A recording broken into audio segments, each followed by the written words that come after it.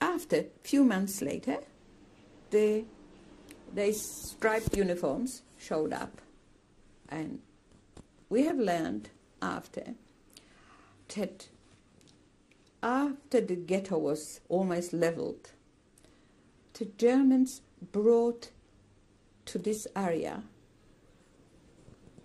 prisoners from other camps, mainly from Auschwitz. But they were not Jews from Poland, they were Jews from different countries. Among them were a big group of Greek Jews. These ones what Kurt Waldheim put on the trains in Salonika. They were mainly from Salonika. And they went already through Auschwitz. Their families were already, the women and the children were already gassed. And the young men who were able to work were brought to Warsaw. There were also Jews from France, from Belgium, from Austria, and later on came Jews from Hungary, but they were the last ones in the last months actually. And it turned out that the Germans have made a concentration camp there on the area which the Warsaw Ghetto stood. They were working there, they were sending out the prisoners to work all over Warsaw, but also they were taking apart, leveling all the buildings which were still standing. And since they didn't have a laundry of their own there, and we were very near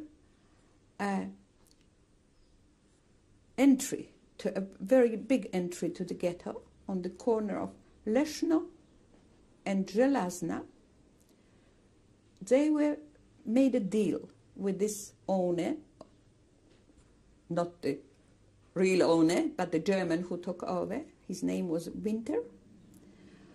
That he will wash the laundry for the camp. They were also uniforms of the SS, of course. And later on, instead of paying the owner of the laundry, they have started a new shift, a night shift, and the prisoners were brought to do the work. So the office, the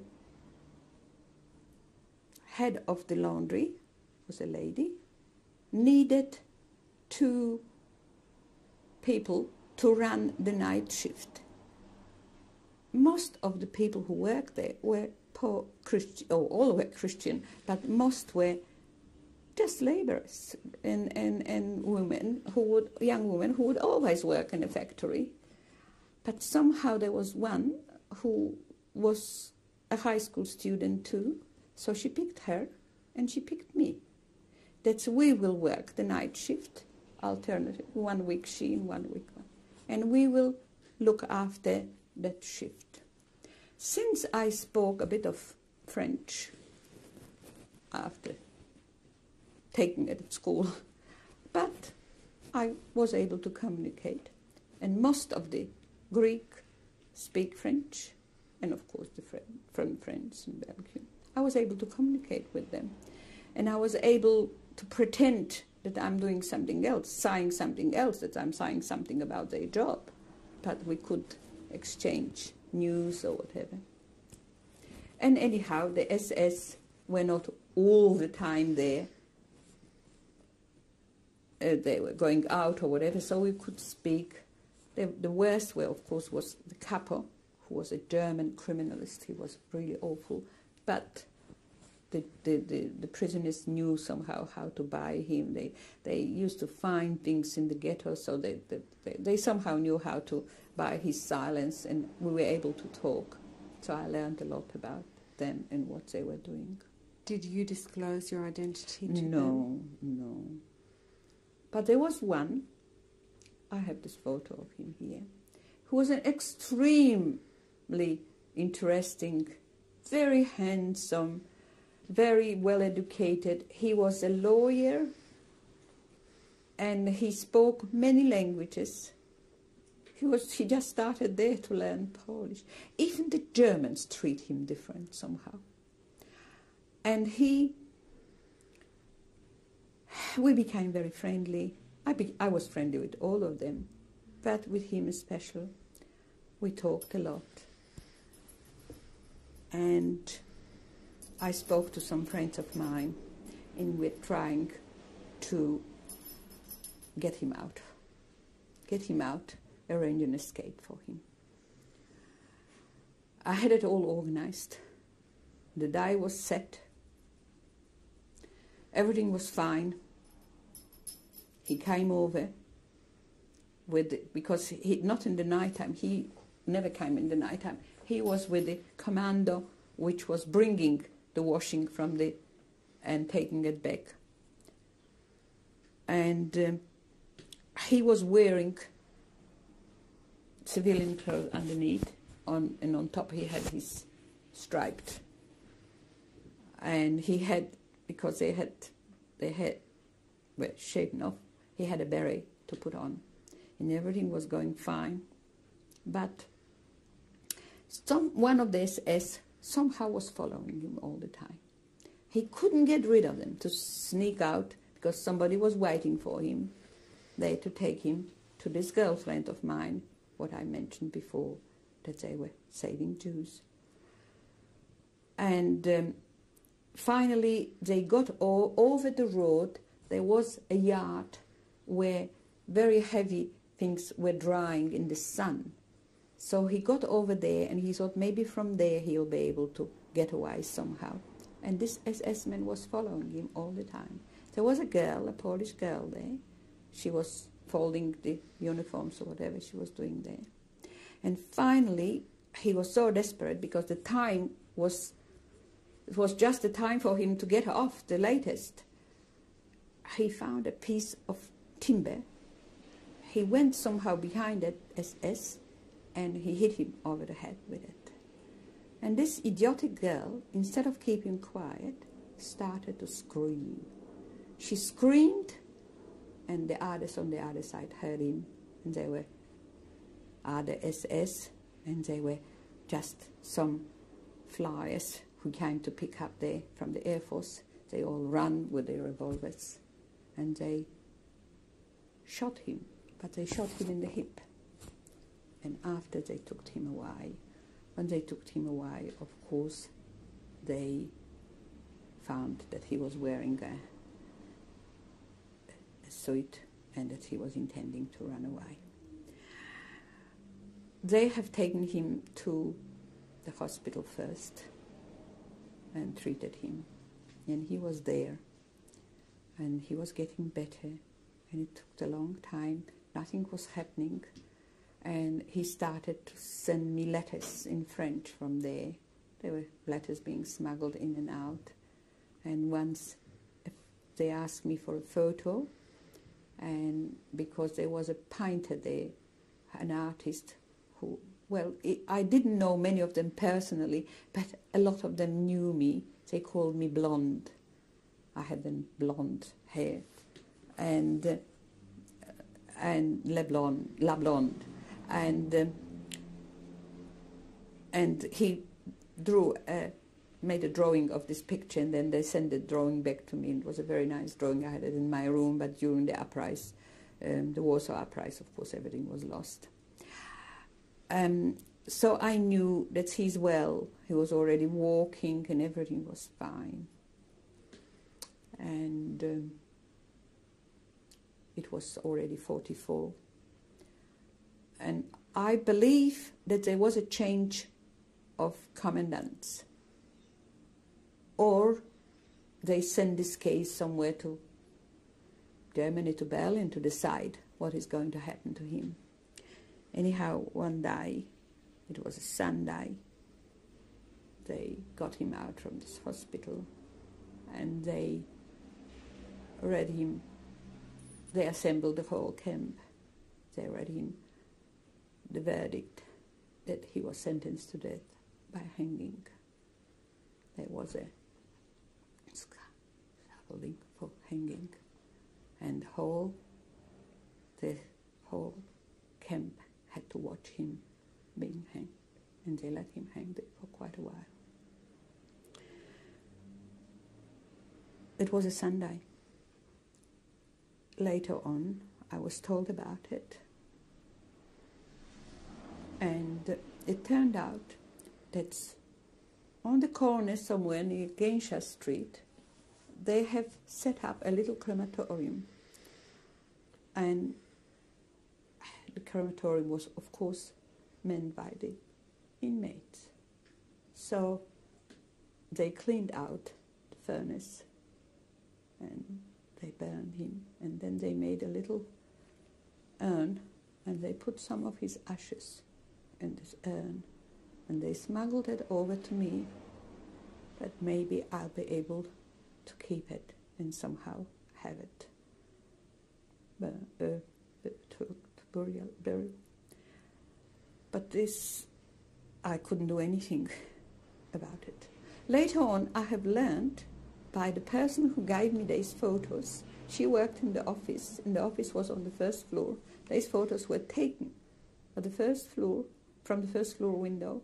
That another party was organizing an escape for him too, because he was such a wonderful person that everybody thought that he should be saved. But of course, he wasn't saved.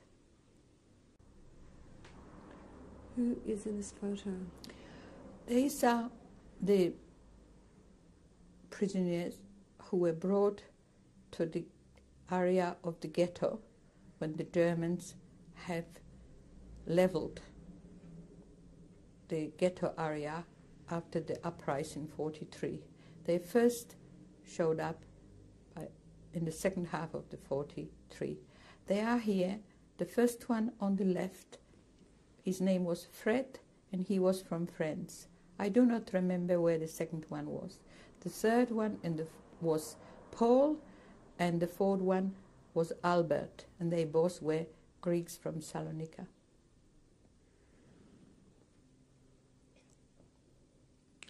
Who's in this photo? This is Paul. I think his surname was something Schneo. He was in the previous photo too. He was from Greece, from Salonika. He was first taken to Auschwitz with his family, I think a wife and 2 children. He lost them there, and then he was brought to Warsaw, to the concentration camp there. He's the one for whom we tried to organize an escape and did not succeed.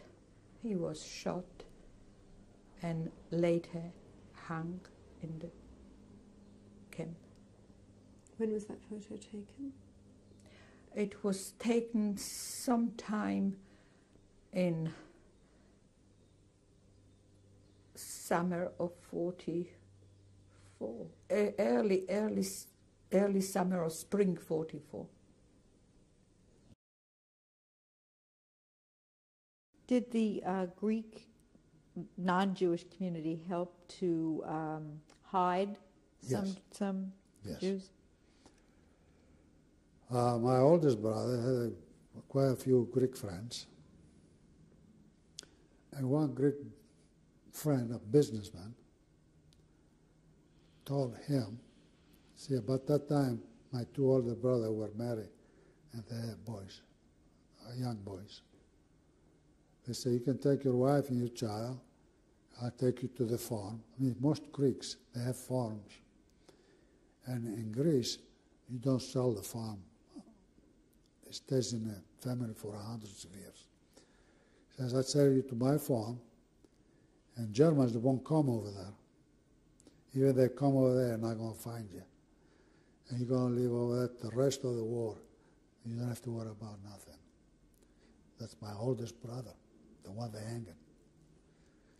But he said, I'm sorry I couldn't do it because I do have a mother and father and brothers. I don't want to leave them. That's a big mistake. So what happened after the few weeks that you spent at Birkenau? Where did you go next? Auschwitz. So you went from Auschwitz-Birkenau to then Auschwitz? Birkenau first, then sent to Auschwitz. We walk. And what did you do in Auschwitz? Nothing. Give me a number. So the number was given to you in Auschwitz. Okay.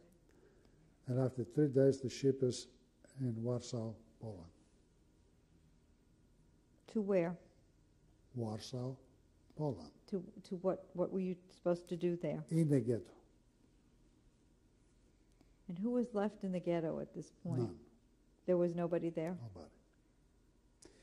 The ghetto, there was a revolt or uprising.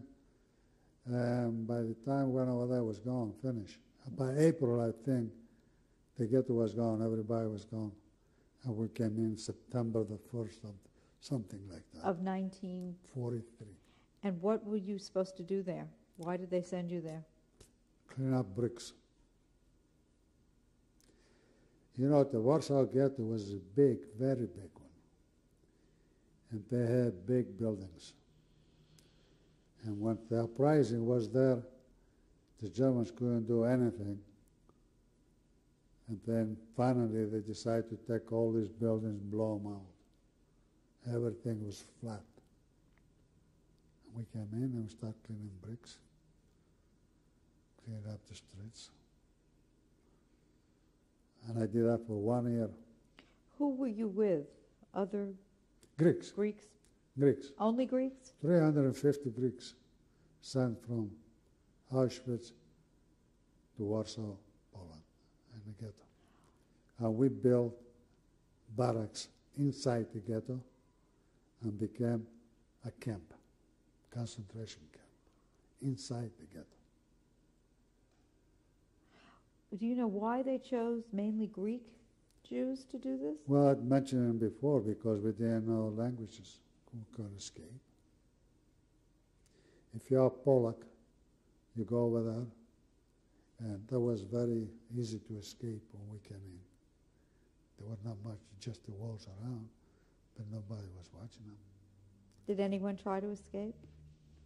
We don't know the language. Where are we going? No German, no Polish. But when we start building the barracks and start putting wires around, then start bringing Polish, other nationalities. Do you remember who was in charge of you? Who was the commandant? No names. No names. Sorry. Very, very sorry. I wish I knew names. How were you treated there? Were you maltreated in any way? Well, personally? In Warsaw, it wasn't bad. The only thing was bad, didn't have enough food. And we it was a lot of sickness. Diarrhea, typhus, fevers. And I was ready to die. I was very, very skinny. And I stayed over there about 3, 4 months, 5 months, almost dying. Almost. And there comes a transport. And my brother comes in with a transport. He wants to be with me. Which brother? The only brother, my oldest brother. See, the other one disappeared. My sister died home. So this brother, what was your brother's name? Saul. So he He's came called in. Paul. Saul, I call him Paul. And when he came in Warsaw, he used to pick up the laundry from the German soldiers and would take it to the city, to the laundry, and they would wash it and dry it. And in the evening, would take the clothes and bring it back to the camp. That's what he was doing almost every day. And while he's in the city, he met some people and asked him if he wanted to escape. He says, yes. So they fixed false papers. There was everything ready to go, but something went wrong. The guards changed, and the new ones, they were very careful watching my brother. Time to escape, he ran and shoot him in the back. bring him back in the camp. So at that time, when my brother was working in the city, I got my typhus fever. I got the typhus fever. First of all, when he came in the camp from my other camps, I was very skinny. I almost died. And he got the job, and he started bringing bread, apples, and things that Polish were giving him, and bring me back to my strength again. And then when he tried to escape, they shoot him, bring him back in camp. And while he was in the hospital, they changed again the guards with the officers. They used to go to the east, to the east front, keep new ones. And the new one was a young soldier, a young officer, and he went to the altar and said, look, my brother was twice as big as he was. So what's this prisoner doing over here? They told him that this prisoner tried to escape, to shoot him in the back, and he said, oh, I want to make a sample of him, an example. And Sunday, everybody roll call, and we saw around the walls there is all machine guns all over the place. Soldier machine guns waiting to shoot. What happened? Nothing happened. They brought my brother, and they hang him right there. And I see that and I tried to scream or something. They stopped me there. Called me up, make sure I fainted. I don't know what happened. They didn't want to know that. They want the Germans to know that the brothers over there, Otherwise they would kill me too. So that's the only brother I had was killed. And I was saved because of him. And now I'm alive and he's dead. What can I say about that? So we worked in Warsaw Ghetto for a whole year. And finally, they decide time to go because the Russians were coming.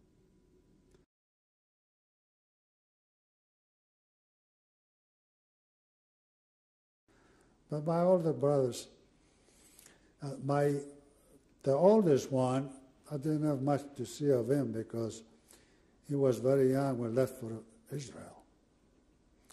And he waited in a kibbutz for 4 or 5 years. And then he returned and went to the army. And then by the time he tried to go back, the war started and I couldn't go back to Israel. But my oldest one went to Italian high school and went to college. At that time, 60 years ago, 70 years ago, not many people would go to college, but he knew a lot of languages and he loved school. He did a lot of things. So I tried to imitate my older brother, but I didn't achieve because it was the time they picked me up and sent me to Germany, to Warsaw or to Auschwitz. These pictures were taken when I was not born yet. And I believe I'm my mother's womb over there because here's my father, Abraham, my mother, Matilda, my brother standing up, my older brother Saul, and my middle brother Sam. And I believe a year later, or maybe the same year I was born, I'm not sure. It seems like by the ages. And where was this taken? In Salonika, Greece. This picture was taken around 1926. The one on the left side is my cousin, Albert Al-Alouf, who now lives in Israel. And on the left side is my oldest brother, Saul. And the young boy standing is Sam. And my mother is older than me. And I believe it could be 1924, 25 or 26. And that's taken in Salonika, Greece. Okay. Yes. This picture, I was taken maybe in the 30s sometime. On the left side up is my cousin Alberto Alaluf, who I said previously is in Israel. And in front of him I stand, I don't know how old I was. In the middle is my older brother Saul. And on the right side, on top, is my next brother Sam. And my little sister Olga. I don't know any other name. And this year was taken in Salonika. When? About when? 1930, 31, 32. This is my sister, my only sister, and I believe it was Purim with a dress. And it was taken in Salonika, Greece. Really, I don't know time. She must be about 9 or 10 years old. That's all I can say. Oh, this picture was taken in Felderfen. They took all the Greeks to Warsaw, in Poland.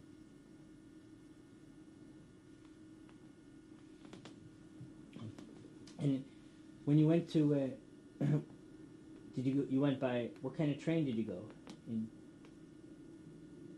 They took us with a train, I don't know what kind of train. It was- Also the same thing, sitting 50, 40, 50 in each wagon. Closed cars? Close cars, yeah. So you didn't see where you were going? No. When you got out, what did it look like? Was in the ghetto. In the ghetto of Warsaw. But then you didn't know it was, what did you think it was then? No, we don't know because we Greeks, we don't know what is Warsaw, what was Poland.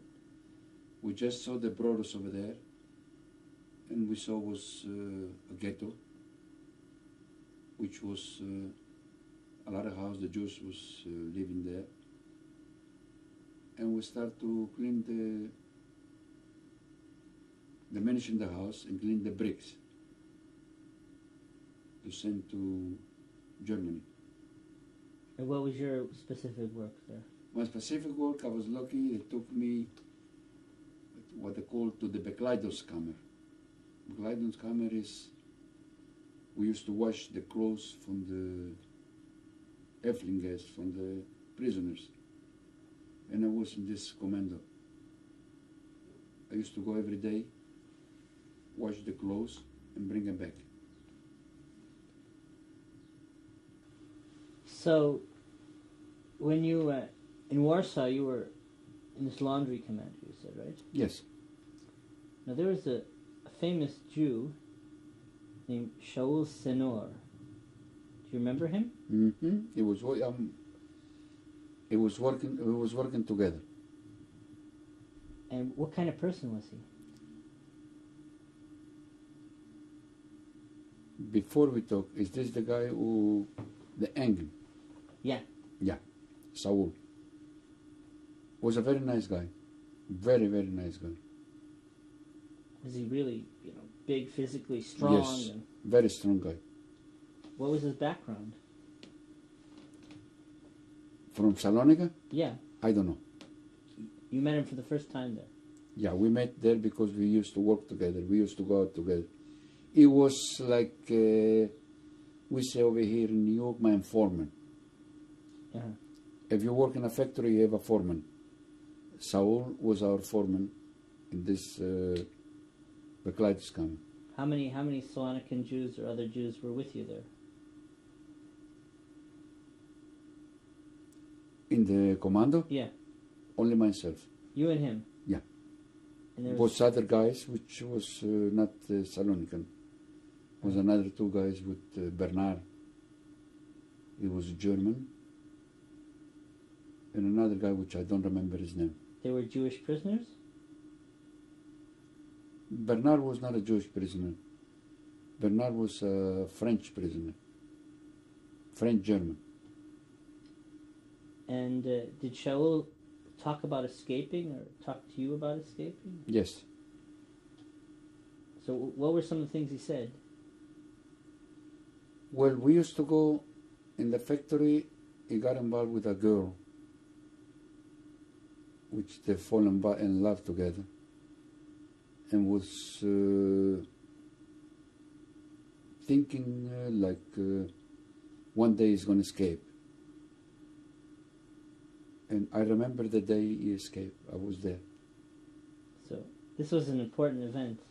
What are some of the details of what happened? We went, that morning, we went, and he wanted to go alone. But after that, we went all together. He wanted to go just alone, not we should be involved, because we know that day he's going to escape. But we went together, and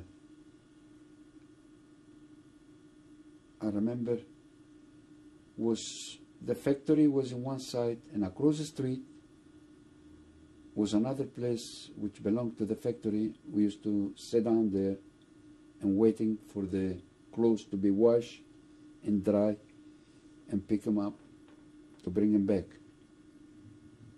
But Raul, he had set up already a taxi or whatever. Shaul. Yeah, Shaul, to come and pick him up. The things don't went well. The guard, we know the time where he used to walk from one place to the other. And all of a sudden that day the guard, he don't went out to the other place. And Shaul had to take the gun and hit him. It was a substitute guard. Yeah. It wasn't the same guard. It was just because there was a new guard. It was a different guard. And when Shaul was running to go out, they shot him. They shot him in the behind. So where did he hit the guard? He hit it with his own gun. He had a gun? Not the gun, the rifle. He hit him he took his own rifle and he hit him. And he started to run. He hit him on the head, or? I don't remember. Uh-huh. And he started to run. But running to the door, I think the taxi was there because we stay inside. We don't even move from there. Running to the door, they shot him. And they caught him. And they bring us to the lager back, which the old Shaul in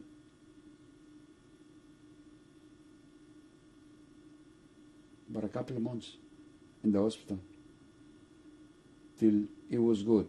And we thought everything is finished. He won't be punished. And one day they took us outside and we saw they had prepared everything to hang him up, which his brother, I don't remember his name, was right next to me. Eliyahu. Was right next to us when they hang him. What was it like? Did anyone say anything? No. No. We all started and we looked, and Raul, I think he couldn't talk. Because maybe they gave him a needle or whatever it is. I know they brought him and they hung up in front of us. How did his brother hold up? His brother, you can imagine. Just, he stood there and he watched. And did this motivate the Jews of Salonika and the other Jews to revolt or to... No, because we could not do nothing. We cannot do nothing. Because every one of us, we were scared. How is it that the Shaul Senor had enough courage to do this? It's not every day that you hit a Nazi and you take his gun. Shaul was a very strong guy. Shaul was very, very powerful. And maybe he was, which if the guard don't change, because we had the same guard every day, And happened that day, they changed the guard. Because usually the old guard, they used to leave us alone. We used to walk ourselves from one side to the other without having no guards in front of us. I mean, we used to stay there, we used to walk, and all of a sudden they changed the guard that day. Was it luck? I don't know. So you could have walked outside the Warsaw Ghetto and escaped if you would have wanted to. We don't know the language. Where are you going to escape? Where are you going to go? We could escape. And when you were there any unusual circumstances? Like, did you ever see any remnants, any physical remnants of the ghetto, or somebody hiding in an underground barrack, or notes, or little Jewish emblems or something? No. No. What did it look like on the outside? What was the other part of Warsaw like? Like a city. The people, they used to look on us. They never talked to us. Because we used to go in the city with it was not a car, it was a wagon with horses. This is for the laundry. Yeah. They used to pass by through the city, and people used to look on us. Maybe they was afraid to talk to us or whatever, but inside, in the factory, in the washroom, whatever you call, we used to talk with the girls. We used to fool around with the girls, talk with the girls. And these girls were what, political prisoners? Or? No. There was workers, Polish workers.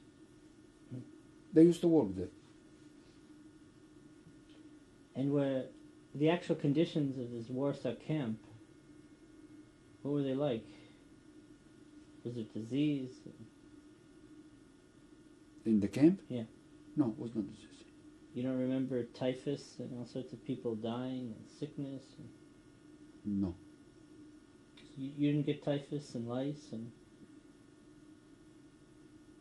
Well, I don't get no lice, but some of them they had lice, which they used to boil the clothes.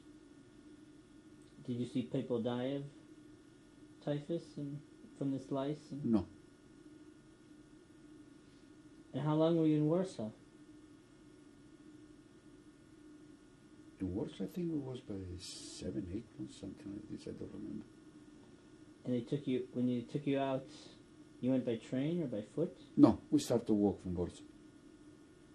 Where'd you go?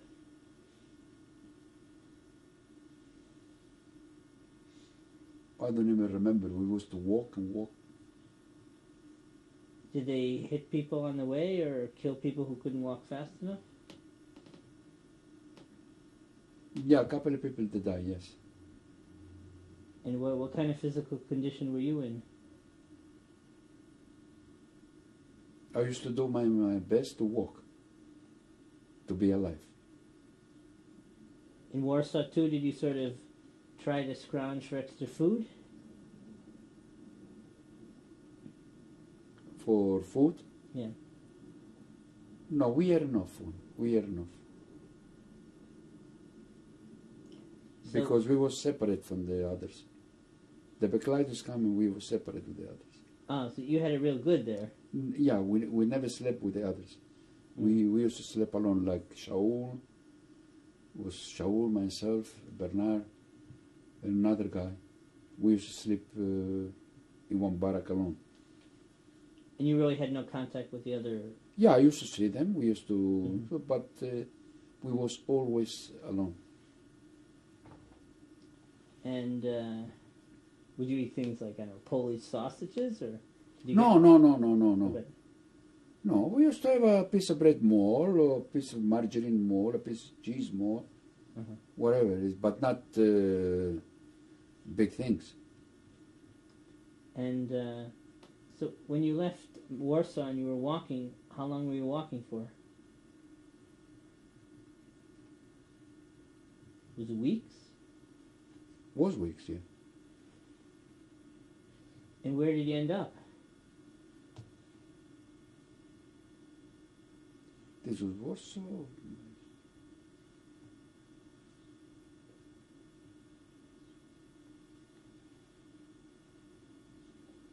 I think this was till the liberation. Well, for most of your friends who were with you, they walked to Dachau. Well, we went there. We went to Dachau. From Dachau, we went to a different lager.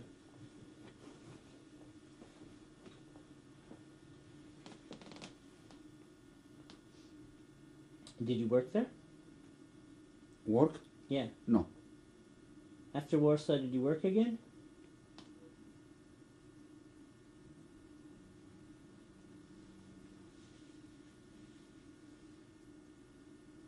Maybe you can...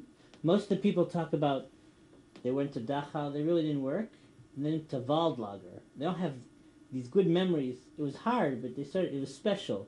Waldlager, and then they went to Mildorf. No, I don't went to Mildorf, I don't went to Waldlager. You were separated from the Salonikans, or you continued to be with Salonikans? Some of them, not all of them. You remember some names of people you were with?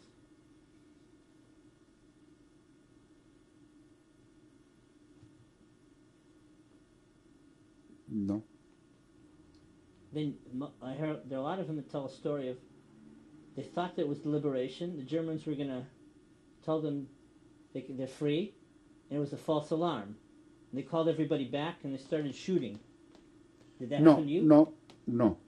What happened to me, with us, I had a friend of mine also, one second, which I got liberated with him, is in California. I don't know if he's still alive. Was... He's in Los Angeles or San Francisco? I don't even know where it is. I don't even know. Not Salvatore Baresi. No, it was Salvatore, but... He's a rich guy today in San Francisco? I never saw him since the liberation. Mm-hmm. I never heard from him since the liberation. My wife, she remembers better than them. They escaped toward the end, and they ended up on some farm, and they had good... It was a typical joke you'd make about farmers' daughters.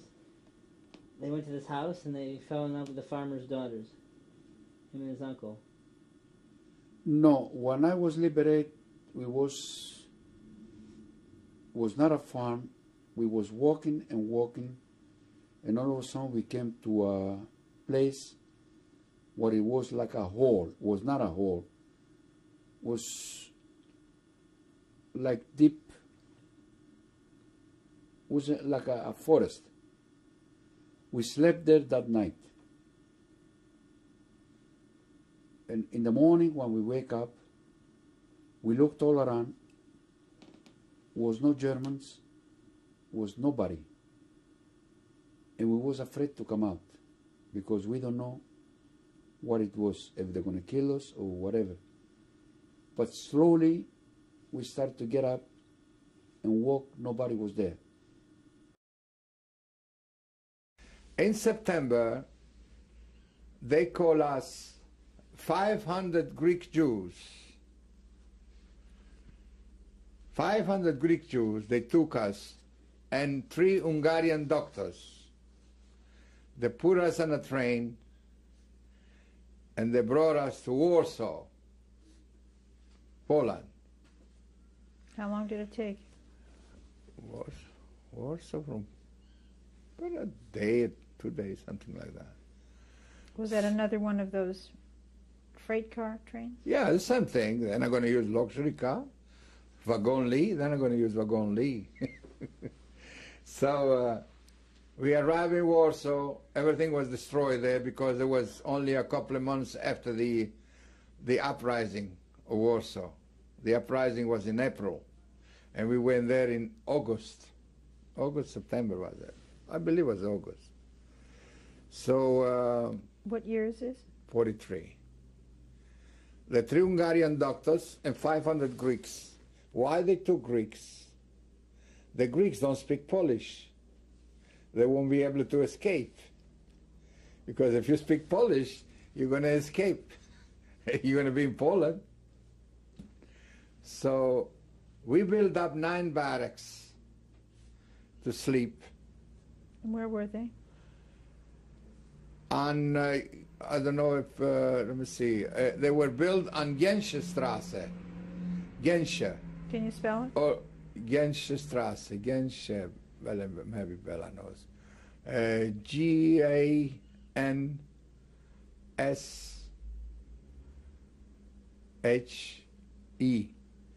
Gensche Strasse. And the other one, the other street was Ulica Nalewki. Ulica is street. Nalewki Street. This was the main Jewish section there. You want to spell those streets, please? Nalewki. Nalewki was N-A-L-E-V-K-I.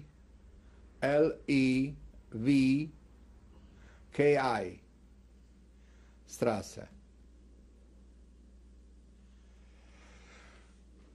There were almost 3 streets there. The other one, you want to write the other one too? Ulica Pavia.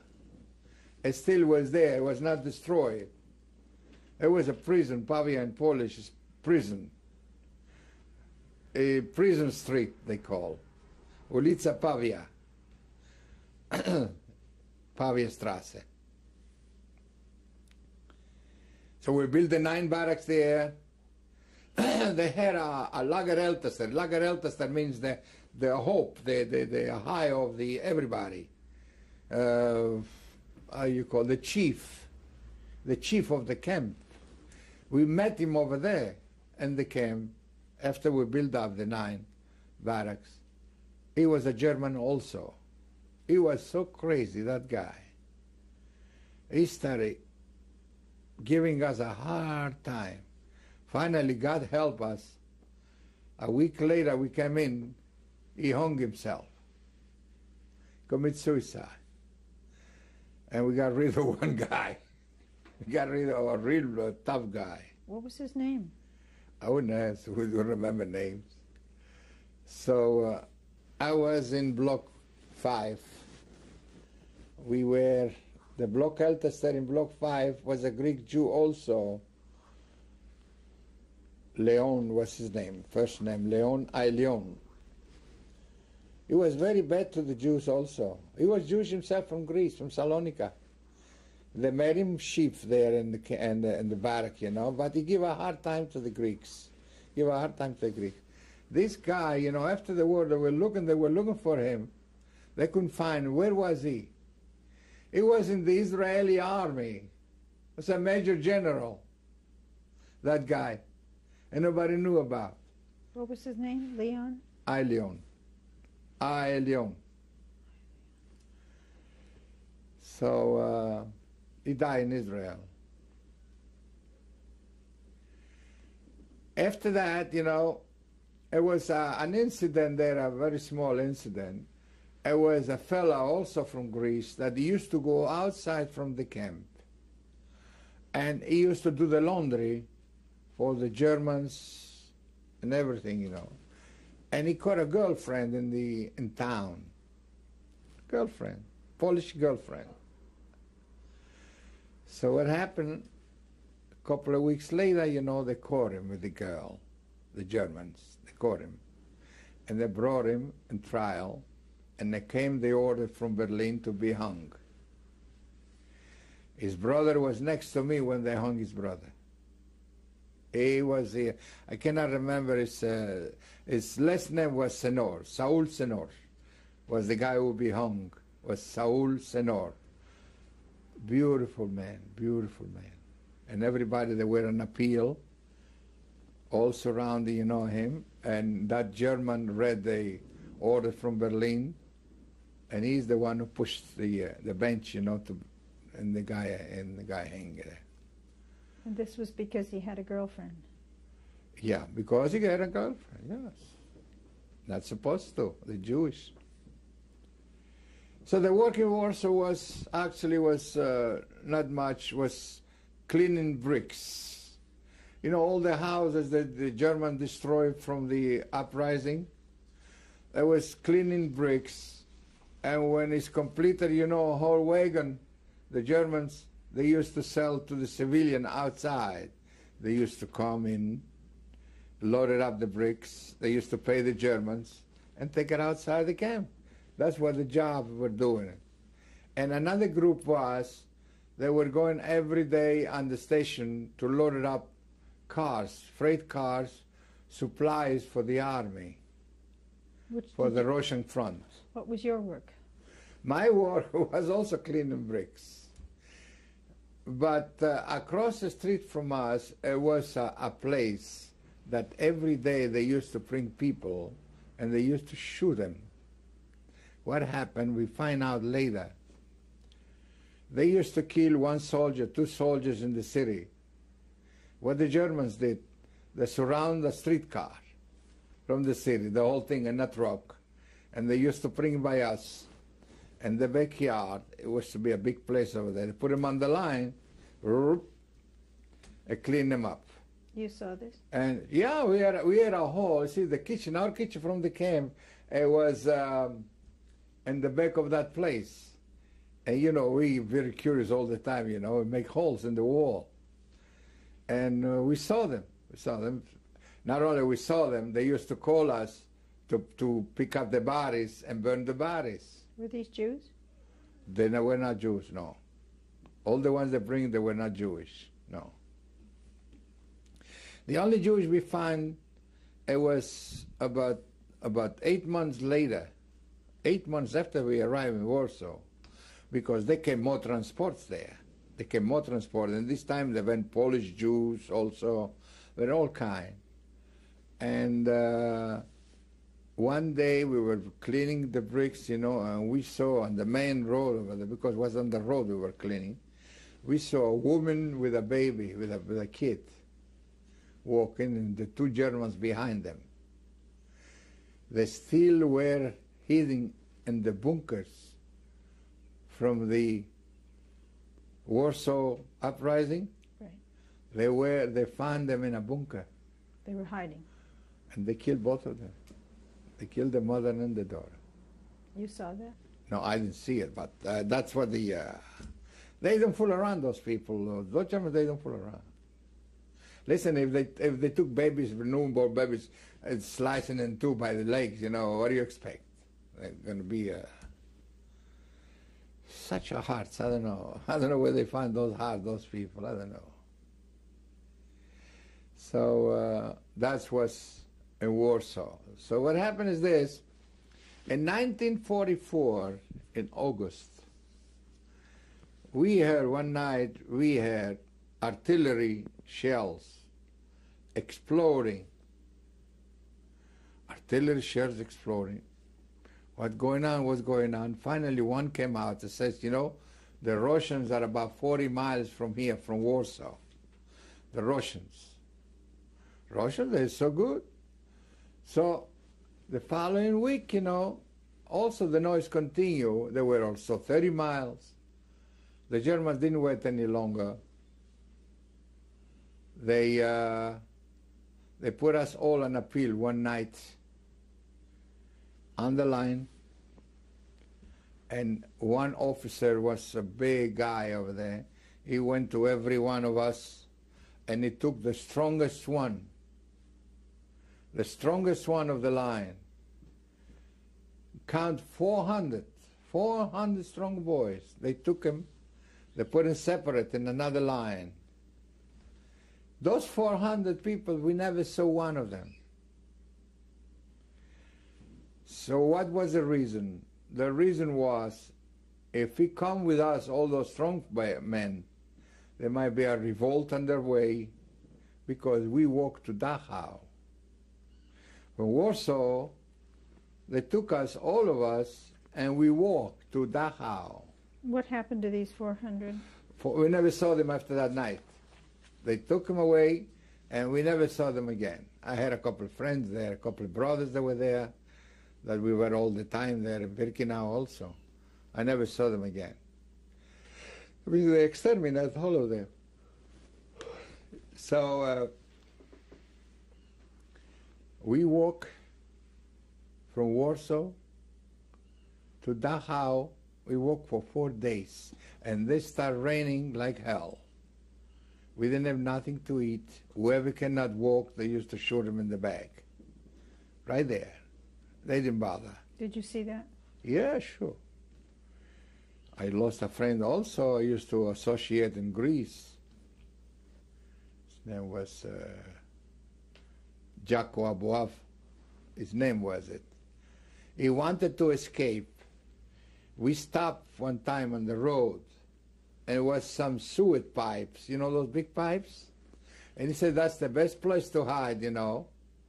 And he put some rocks in front of him. Somehow the Germans saw him or something, you know. They got him out and they shot him right there. And that was the end of him. So finally we arrived in a station, in a railroad station, you know. They put us on trains. They put us on, the trains was from coal. You know coal they burn? We put on a train, you know, and 2 days later we were in Dachau. When we were in Dachau, everybody was black in the face because from the coal, you know, you put on your face and there's no water. So we stood in Dachau about a couple of weeks in Dachau. And they sent me to Mildorf. There was a Jew from Salonika named Shaul Senor that tried to escape. Do you remember that? Yeah. He went through the Russian army. He went through it. If he's the one I remember. I don't know the name. One of them ran away. He was caught, though. Huh? Shaul Senor was caught. Oh, yeah. They caught and they hang him right on the plaza inside. There's another one over there. I had confusion on that. He got caught and they brought him inside the Warsaw Ghetto. They call Appellum, all of them in there, all as prisoners. And they were saying up there with a little sign over here, I've been hanged because I tried to escape. And the rest word was saying, we're going to win, something like this. They give us courage. And they hang him right on the front of our eyes. But there's another one who quit, who ran away with the Russian, and he was alive after liberation. Was the brother-in-law of the couple Jewish that we had in our barrack number 5. Who's the capo? What was his name? Leon is in Israel. What's his last name? Leon, I forgot. So when did this man try to escape? Who escaped? Me? No. Oh, the guy, yeah. He escaped. And after... No, at what point of the war was it? It was in Warsaw. No, what point of your stay? Well, for some reason, I don't know how he escaped. And he went through the Polish people and the Polish people through Russia. This was before the general evacuation of most of the Jewish prisoners. Yeah, sure. Mm-hmm. So he ran away, and we don't see them anymore. They didn't get caught either. And he survived eventually. He survived. We saw him after liberation. And the couple, he survived. I saw him in person. We were coming together. He went to Israel, and I came to Greece. The capo, he didn't escape. No, but he just survived the capo was there till the end of the war. Now, most of the Jewish prisoners were evacuated on August 1st, 1944. But your story is a little different. Well, they took me different camps. That was in Warsaw. After that, took me in Gross Rosie, and from over there, from Gross Rosie, in a few days, let's say about 3 weeks or a month, they transferred me to Mauthausen. Wait, but you stayed, whereas most of the prisoners left, you were left there. Yeah, I was there the last ones. So then what happened? Then the partisan came along. We had rumors. The partisan will come in soon. The Polish people, you know, they learn. And one tank, they hit the big wall, and it was nearby us, actually, about 40 feet. We were near to the wall. We were surrounded, all the windows in the barrack. We were inside the barrack with wire, chicken wire. Only the front door was no wire. When we saw them coming with red band was it? There are red bands over here, women and men, dressed up civilians and army, partisan Polish. It came one guy to the window, speaking in Polish. One guy of ours, he knew Polish. He spoke a couple of words. Okay, you're free. You can get out if you want. How are we going to get out? People started pick up tables inside, the prisoners, hitting the windows, breaking the wires. How are you going to break? It's very hot. I play smart. I went through the door. I got out. And I blended in the same camp. I blended with the partisans. Right. Now, there were two brothers from Salonika, Alberto and Dario Levi. Do you remember them? It seemed like I remember and I don't. Because I think the one that shot the tank was Dario Levi from Greece. Possible. Yeah. That's a whole different story. Yeah, because someone was on one side, someone was on the other side. And so we were with the partisans in there for a while. But it didn't last too long. Now this is the Armaya Kroyova. They're anti-Semitic partisans, right? So this is the same movement you're with. No, they weren't Jewish. There was Christian. Right. Yeah, sure. There was army, Polish army. Well, whatever they had left, But the Russian was behind them. Means not nearby. They were across the river. Now, they accepted you as being worthy of being with them, for example? Some of them knew us. They used to work civilians inside the camp. Oh, yeah. Mm-hmm. We all went all together. Did they try to make you into like a fighter for them? No, we were living together. Sleeping. I was with one family. We sleep in a barn together after I told you before how I escaped because of the identification card.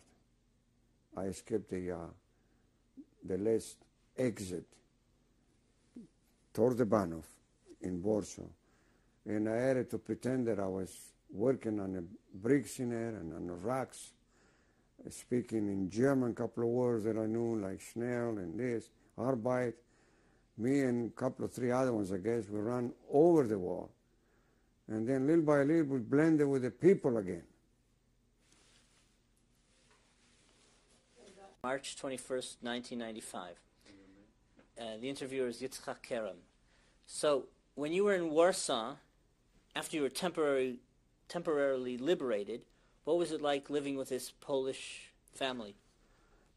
They were okay, but I didn't have a communication since the language I didn't know any. A couple of words in Polish, a couple of words, here and there. But they knew that I was prisoner in there. They knew right away, no doubt. Because a lot of them, they were working in the camp, and they knew us. We used to trade forks, knives. We used to shine on the sand in there just to make a buck, a little bread, So we were okay, but we weren't too long together. The language is all Polish, Christian Polish, no Jews. So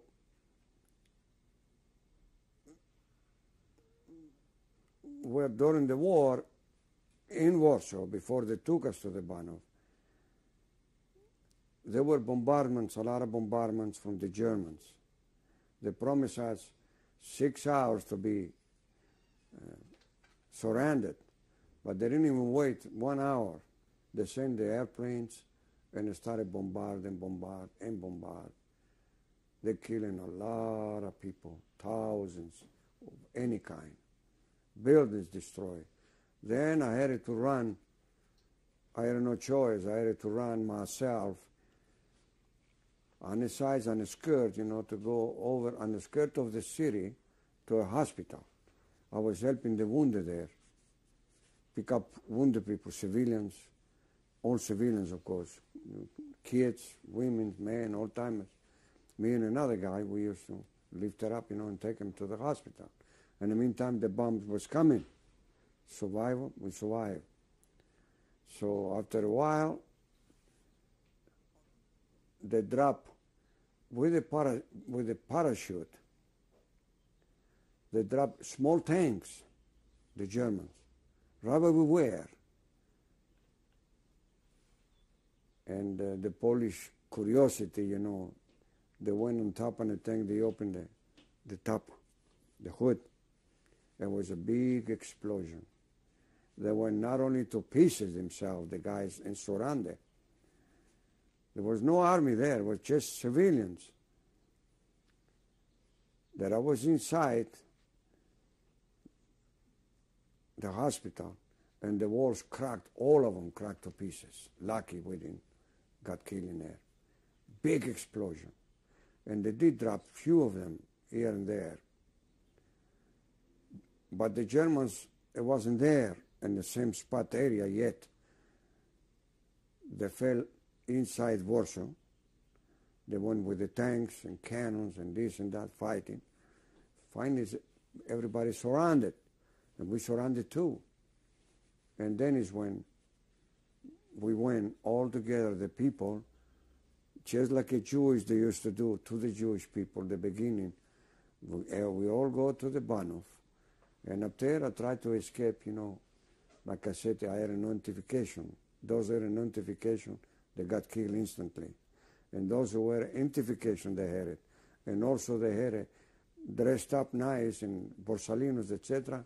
They don't like rich people. They used to kill them right in front of our eyes. So how were you dressed? Civilian. Pair of pants and a shirt and a hat. You summer. You looked like a Pole, though. Yeah, Polish style. Pole civilian. So I took all my uniform that I had, you know, prisoner. I took it off. First day, you know, they hit the wall up there, the Polish. I changed right away. So a little by little, we climbed that wall in there, me and three other guys. I pretend to be a foreman. And we climbed that wall in there without a show identification, speaking a couple of words in German, you know, the way they want it. And we came down, we blended with the people. Again, I got me with a couple of old-timers. I was holding, helping, because they couldn't walk, you know. 7 miles to the 10 miles, 12, I don't know. To the Bahnhof was too far. Thousands of people, million, who knows how many. The end was no end on the people. Men, women, children, everybody.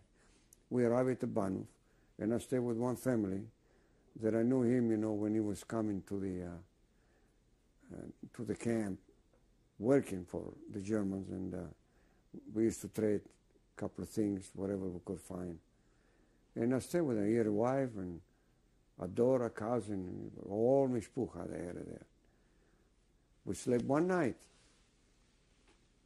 The next following morning, at the Bahnhof, at the railroad station, they pick us up early in the morning, and they started working the same routine as they did to the Jews. But the stick separate the oldest, separate the youngest, and separate the partisans, those who fought against them.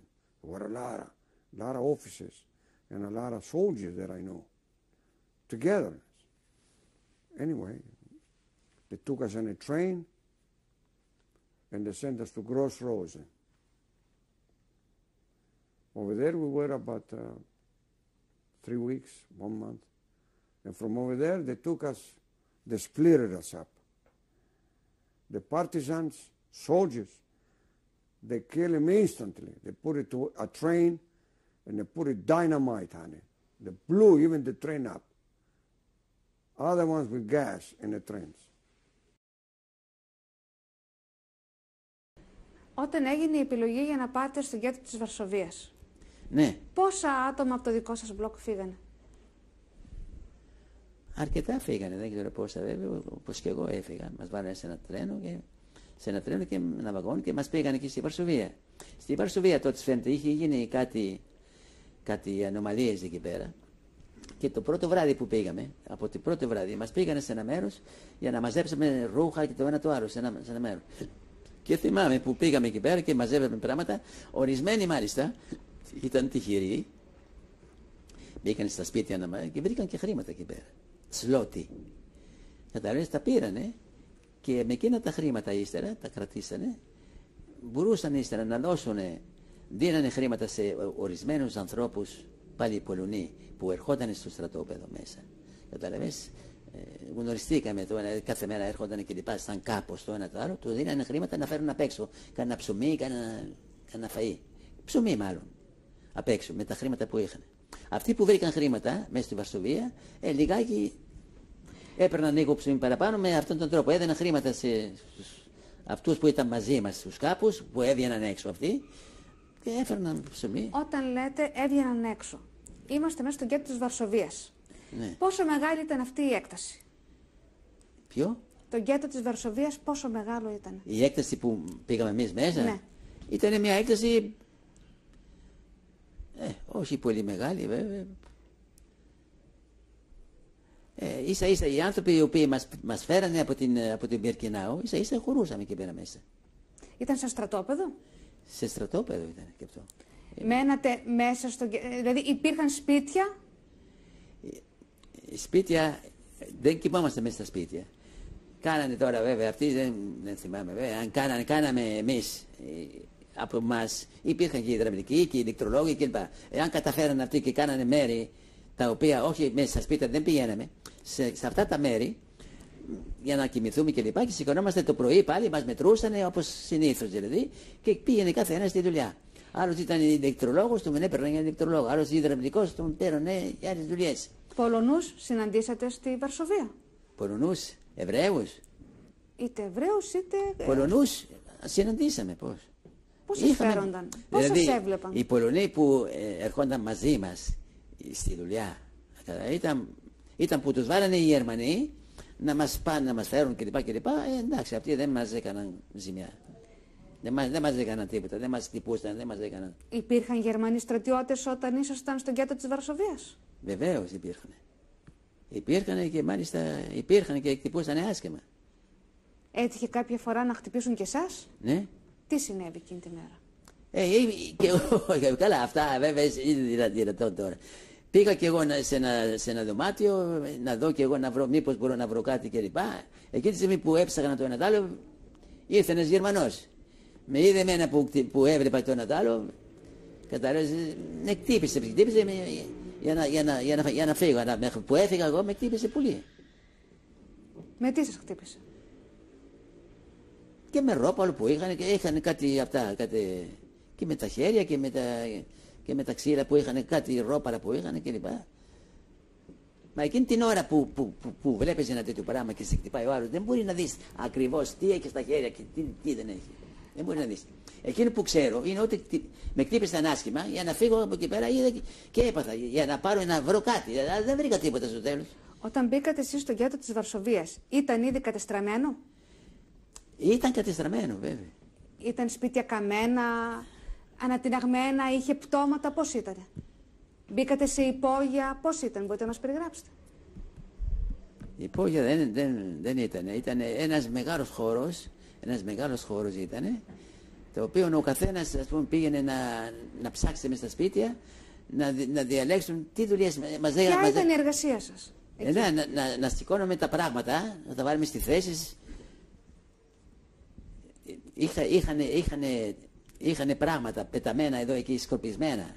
Αυτά όλα να υπήρχε μια τάξη. Η τάξη αυτή θα την βάλαμε εμείς. Δηλαδή, ένα πράγμα από εδώ πρέπει να μπει εκεί, άλλο και αυτή πρέπει να μπει εδώ. Από τα πράγματα που είχαν γίνει μεταξύ τους, δηλαδή πριν, δεν ξέρω τι είχε γίνει, δεν ξέραμε εμείς. Πάντως αυτό έγινε εκείνο το βράδυ. Με την πρώτη που πήγαμε και πέρα, αρχίσαμε να πάμε στα σπίτια, να μαζέψουμε, να τοποθετούμε κάθε πράγμα στη θέση. Με ποιους άλλους ήσασταν μαζί στο γκέτο της Βαρσοβίας? Με πολλούς άλλους Εβραίους. Από πού? Γνωστούς. Ποιους ξέρατε εκεί?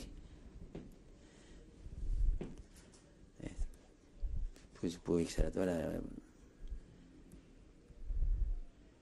Ένας ξέρω που λέγεται Νταβίκος. Αυτός ήταν υδραυλικός. Αυτός πήρε καλή θέση. Δηλαδή ήταν υδραυλικός. Όταν είσαι ένα υδραυλικός, ηλεκτρολόγος, έπαιρνες ας πούμε άλλα. Ήταν πιο καλύτερα.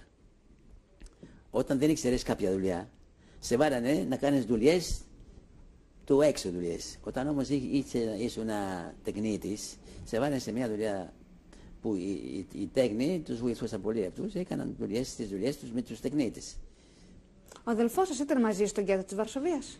Ο αδελφός μου ήρθε στο Βαρσοβία, Ήρθε εκεί, αλλά δεν τον είδα πολύ, τον είδα λίγο και μετά μου είπαν ότι εκεί πέθανε.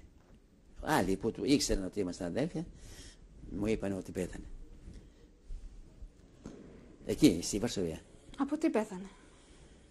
Σας είπανε? Μήπως? Από τι πέθανε? Πέθανε από ασιτεία. Ποιος ετοίμαζε το φαγητό στο γκέτο της Βαρσοβίας? Οι Γερμανοί του. Οι Γερμανοί το γκέτο της Βαρσοβίας. Οι Γερμανοί πάλι η σούπα ήταν σούπα. Η λίτρη σούπα που έδιναν ήταν η ίδια. Ένα λίτρο σούπα. Τώρα είπαμε ότι όσοι βρήκαν χρήματα και προσπαθούσαν με τα χρήματα να πάρουν κανένα ψωμί μέσα των άλλων Πολωνών, να το φέρουν μέσα κλπ. Αυτοί τέλος πάντων ήταν πιο καλά διατηρημένοι. Αυτό το ψωμί το μοιραζόσασταν μεταξύ σας? Όχι. Εκείνος που είχε άμα είχε αυτός έναν φίλο του και τον έδινε στον φίλο του, δεν μπορεί να το κάνει διανομή σε όλους. Το έπαιρνε αυτός, αν είχε κανένα φίλο, το έδιναν. Αλλά με χρήματα τα οποία βρήκε αυτός εκεί. Βρήκε χρήματα και τα έδινε σε αυτό το Πολωνό που έβγαινε έξω την ημέρα στην πόλη για δουλειά δικιά του, και στο γυρισμό που γυρνούσε πίσω, έπαιρνε και κανένα ψωμί, δύο από αυτός που τον έδιναν τα χρήματα. Έφερνε εσύ ένα ψωμί, τον άλλο ένα ψωμί, βοηθούσε. Πόσο καιρό μείνατε εσείς στο γκέτο της Βαρσοβίας? Έμεινα και εκεί καμιά 7-8 μήνες. Και κάνατε πάντα την ίδια δουλειά? Διάφορες δουλειές. Διάφορες δουλειές. Τι άλλη δουλειά θυμάστε ότι κάνατε? Τώρα. Διάφορες δουλειές. Όταν λέμε διάφορες δουλειές εννοούμε. Ούτε θυμάμαι τι δουλειές ήταν, πάντως όμως δεν ήμασταν στο ίδιο μέρος, σε διάφορα μέρη.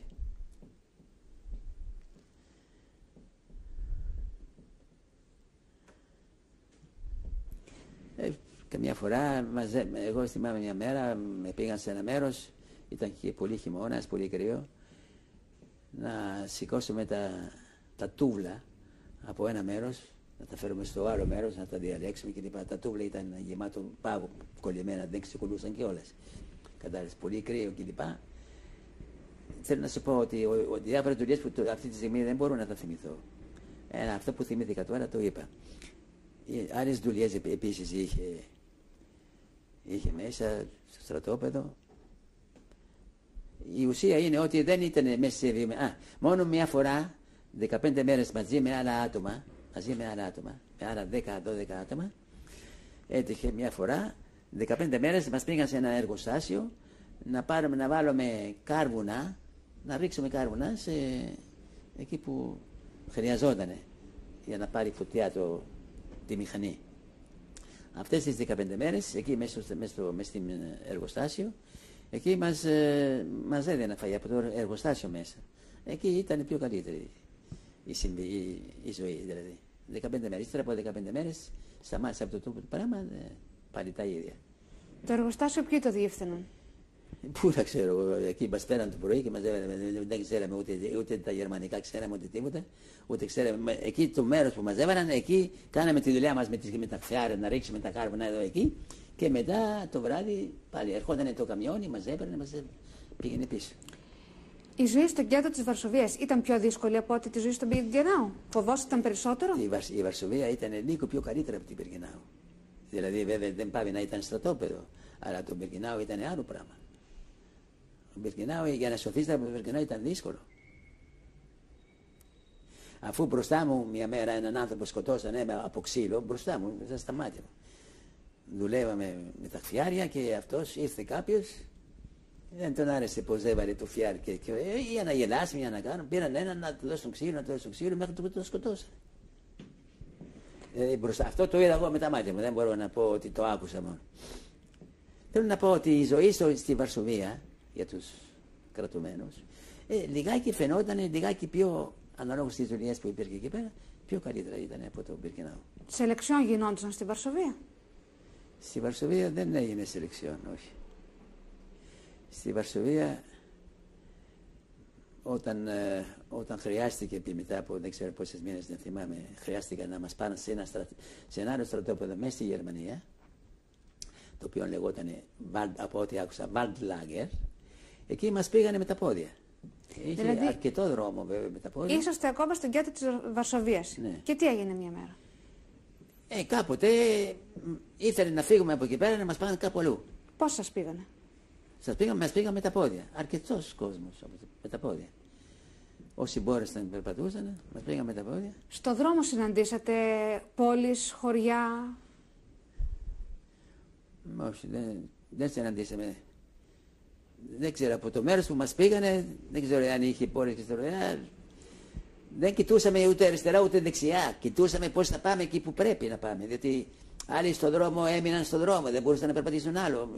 Γιατί όταν είσαι νηστικός από μήνες και είσαι αδύνατος και είσαι ξέρω εγώ τι και περπατάς, μπορείς να περπατήσεις πολύ.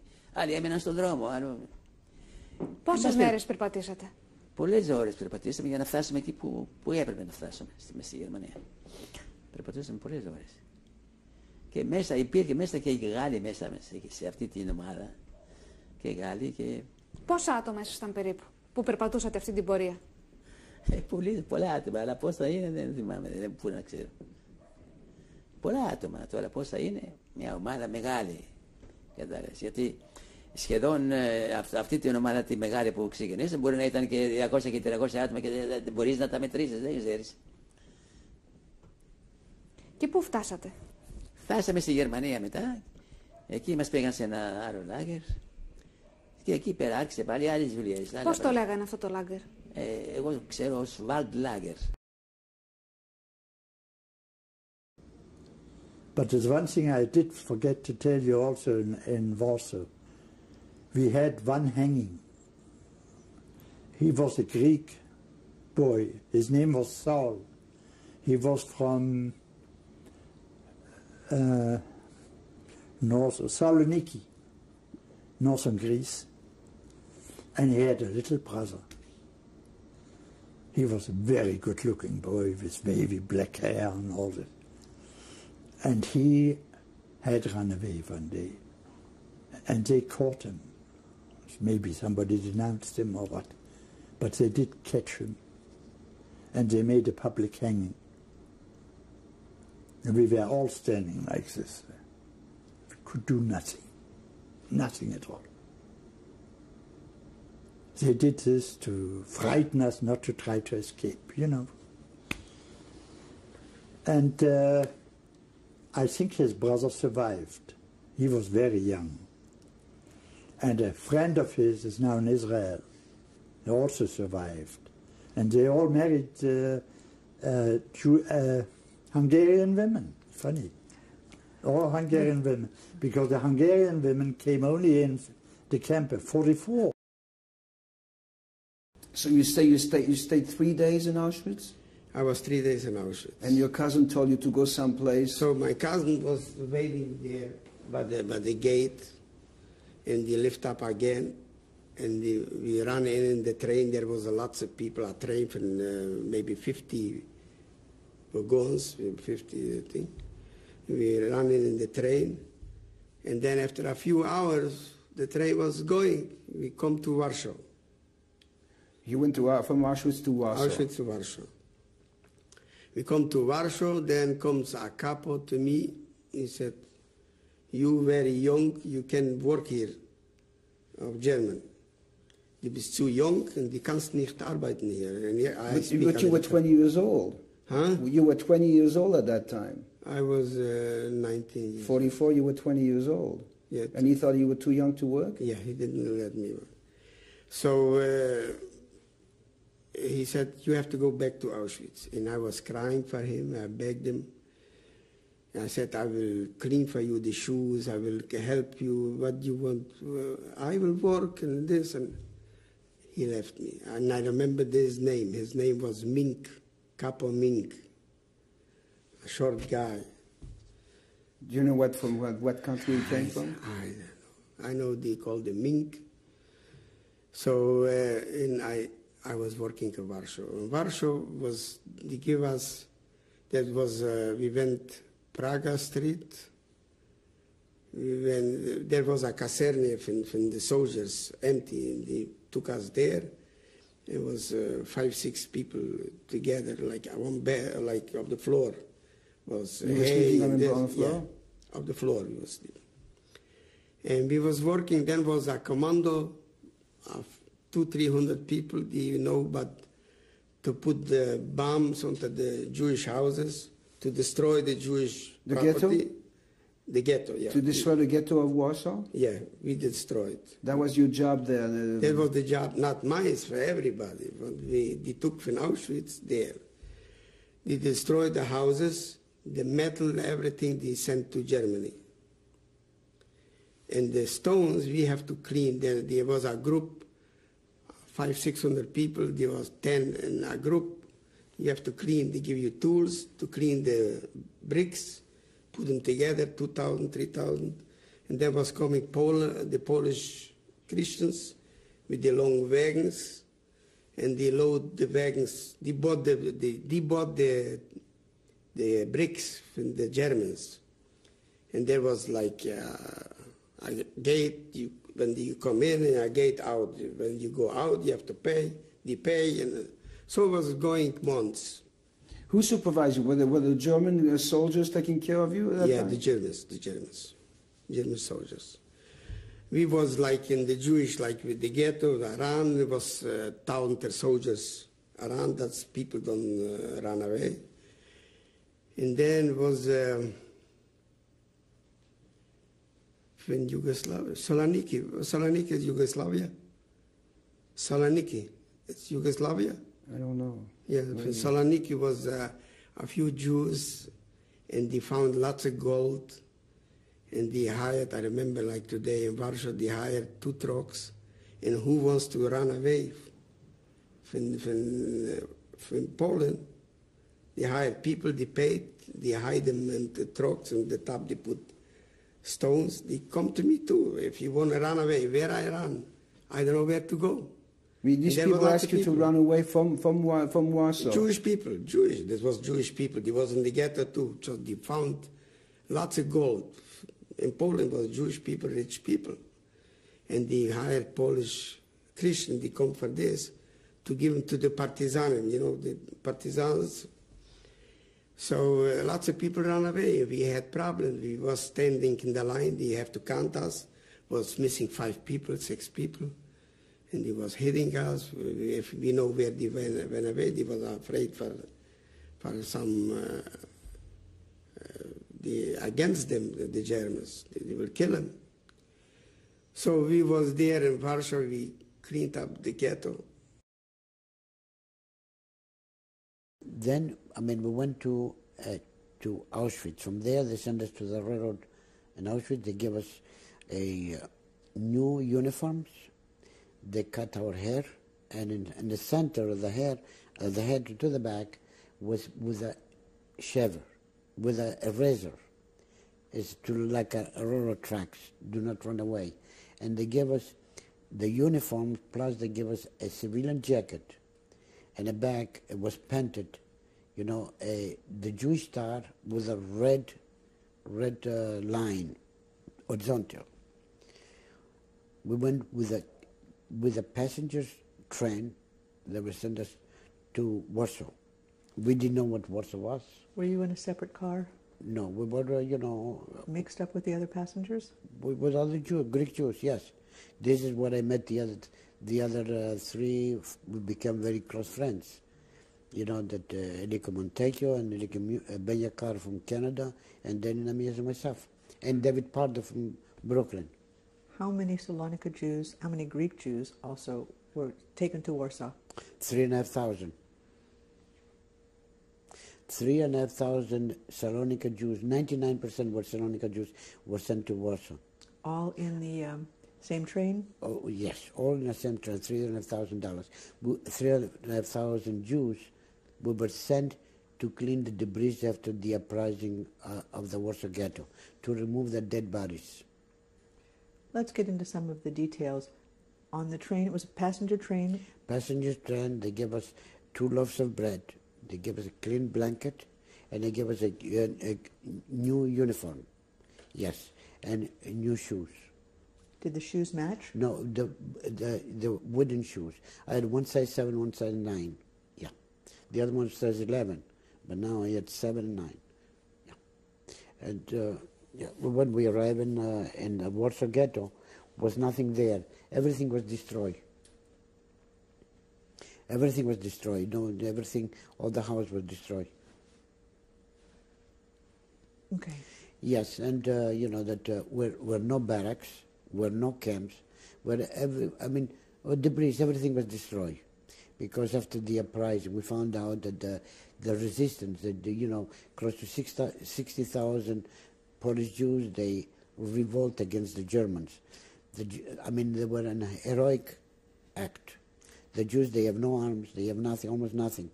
And the Germans, they were with armored cars, with the tanks. They attacked the Jews and they fought.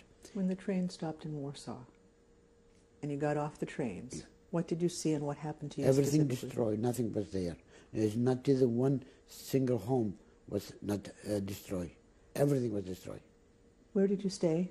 We stayed, we had no barracks, we stayed in the destroyed buildings. Can you tell me a little bit more about what that was like? Where I stayed myself with other ones, with his friends and other ones, it was a warehouse. A warehouse that they used, because we saw some sewing machines there, broken, destroyed. We were there and we were sleeping there. There was no roof, no windows, because everything was destroyed. But we slept there at night. You had walls? Some no. I saw a mattresses in the windows, and dead bodies laying on the top of the mattresses. We removed the dead bodies. But first, we had to see if any German soldiers were first. They told us where to go first to dig them. I didn't go there. Other ones, they went. And they found 22 German soldiers dead. They were eating dinner. Yes. And out of that first 2 weeks, 486 Salonika Jews died of typhus because of the dead bodies. When we were doing, I was removing the dead bodies from the camp, from the ghetto. I believe a woman that I removed from the mattress, the window, she was the one that I found the diary. Tell me about the diary. The diary I used to read every night. I had a platonic love with her. Where did you find the diary? The diary I found in one corner with a picture of the family and a note, who's going to find this diary to send it to her husband in Marseille, France. What did it look like? What did it look like first? It's an old copybook, or a small copybook. Black, brown, what color? There were no covers. Just pages and were no covers. A small one. What she said that is, her mother was very ill, and her brother, and they were dying. She had moved from a small village in Poland. She moved to Marseille because they arranged to get married with this fellow that was from Poland but lived in Marseille. His name was Moïse, according to the diary. After she buried the mother and the brother, she decided to go back to Marseille. The war was there, it could not go anywhere, could not go by ship. Then she decided to go to the railroad station of Warsaw. Maybe there would be a chance to go to France. While she was going to the railroad station, they stopped her. They asked the passport. She saw that passport. She was Jewish. They sent her with all the Jews to go to the Warsaw Ghetto.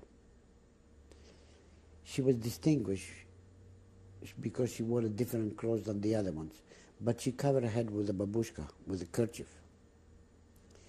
A Ukrainian assessment came over, saw that she was different, dressed, pulled her out from the line, and she was molested 6 times in one night. After she was beaten up, he beat her up. He stole everything, almost everything that she had in suitcases, and destroyed all the memorabilia that she had from the house and the mother and father, and and father, yeah, and the brother. She went to the camp, to the Warsaw Ghetto, and she was ashamed. She said that she was filthy from him. She was thinking how to explain to Moise, her husband, what happened to her. Maybe she's not going to believe. Maybe he's not going to believe what happened to her. Also, how he's going to kiss or embrace the two children, Rivka and Yankel, the two kids, 8 and 10 years old. Always she was mentioning about her husband, how she loved, and she hoped that he will understand what happened to her and he will forgive her. But how she's going to face the children, what happened to her? She was molested, she was raped, and she was not clean no more for her husband and the kids. You know, old fashion. And trying to, you know. But she was saying in the very end, always writing what happened during the day. She wrote also how the Germans, they attacked the first time with Stroop, General Stroop. They didn't succeed it. They were throwing the Molotov, the Jews. Then the following day they came over with the tanks and the armored cars, they attacked. And they knew that this is the end. They gave, she had nothing to, they had no guns, they have nothing to fight, but they did resist. 60,000 died there. Few, very, very few, run away from the camp, from the ghetto. And she wrote a poem in Yiddish. Everything was written in French. I read it very clear because I write French. A poem was written in Yiddish. It was very difficult to understand what she said. We understood that what she said, that is for forgiveness from her husband. Always, she loved him. She adored him. He was a good husband. And now has to be only himself, Moise, Moshele, a father and mother, to take care of the kids.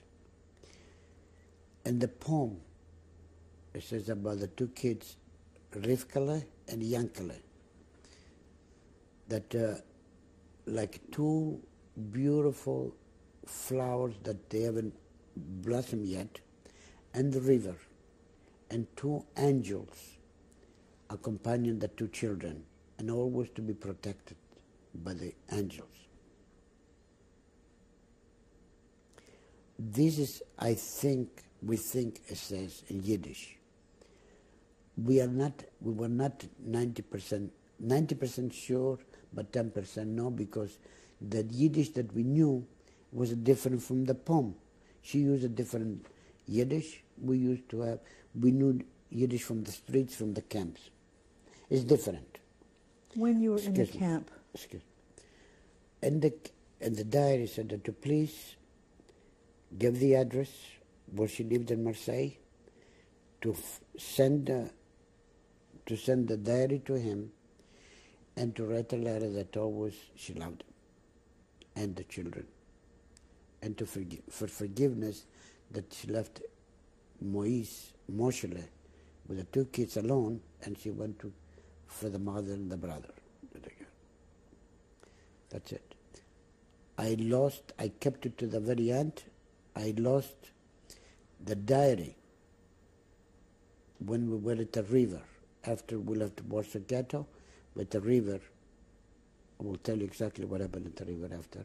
I lost there. With a commotion, I lost the diary. I wrote a letter to Marseille, to the Jewish community of Marseille. I gave the name and the address. I never received any answer. It means they died. They were killed also.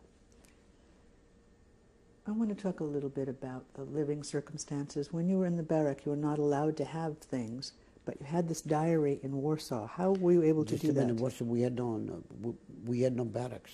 After we built the barracks, we were better because first of all is that we were all Greek Jews. We were together. We stick together.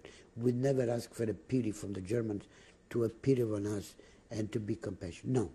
We never beg any Germans to be, to have a pity on us.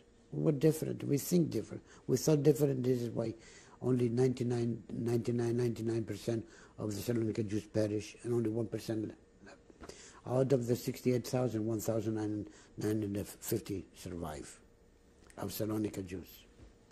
But now you're in the open, bombed-out building. Yes, and buildings. Buildings, and you have the diary. I got the diary, yes. Are the Germans watching you closely?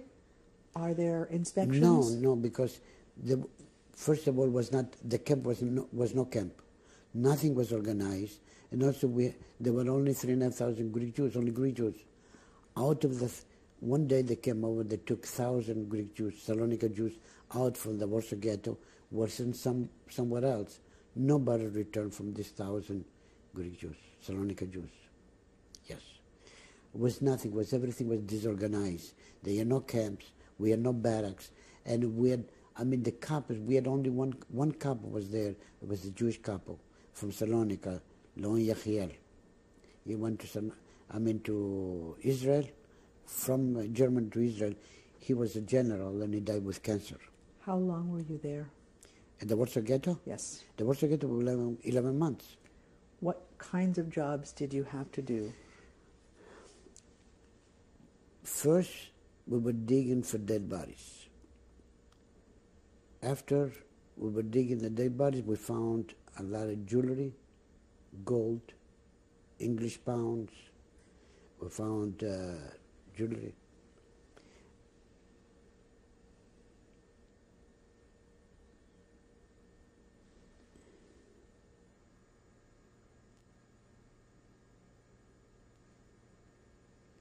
The date is February 10th, 1997. The interview is with survivor Henry Levy, Levy. This is tape 6.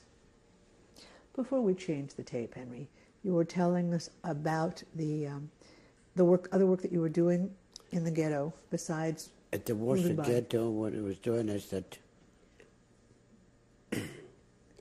removing the dead bodies. While we were removing the dead bodies and cleaning the debris, we found a lot of gold, diamond, gold watches, gold, English pounds gold or Swiss gold, and also we found a lot of US dollars and English pounds again. A lot and everywhere. We found, and we had civilian Polish civilians. They used to work at the ghetto with us.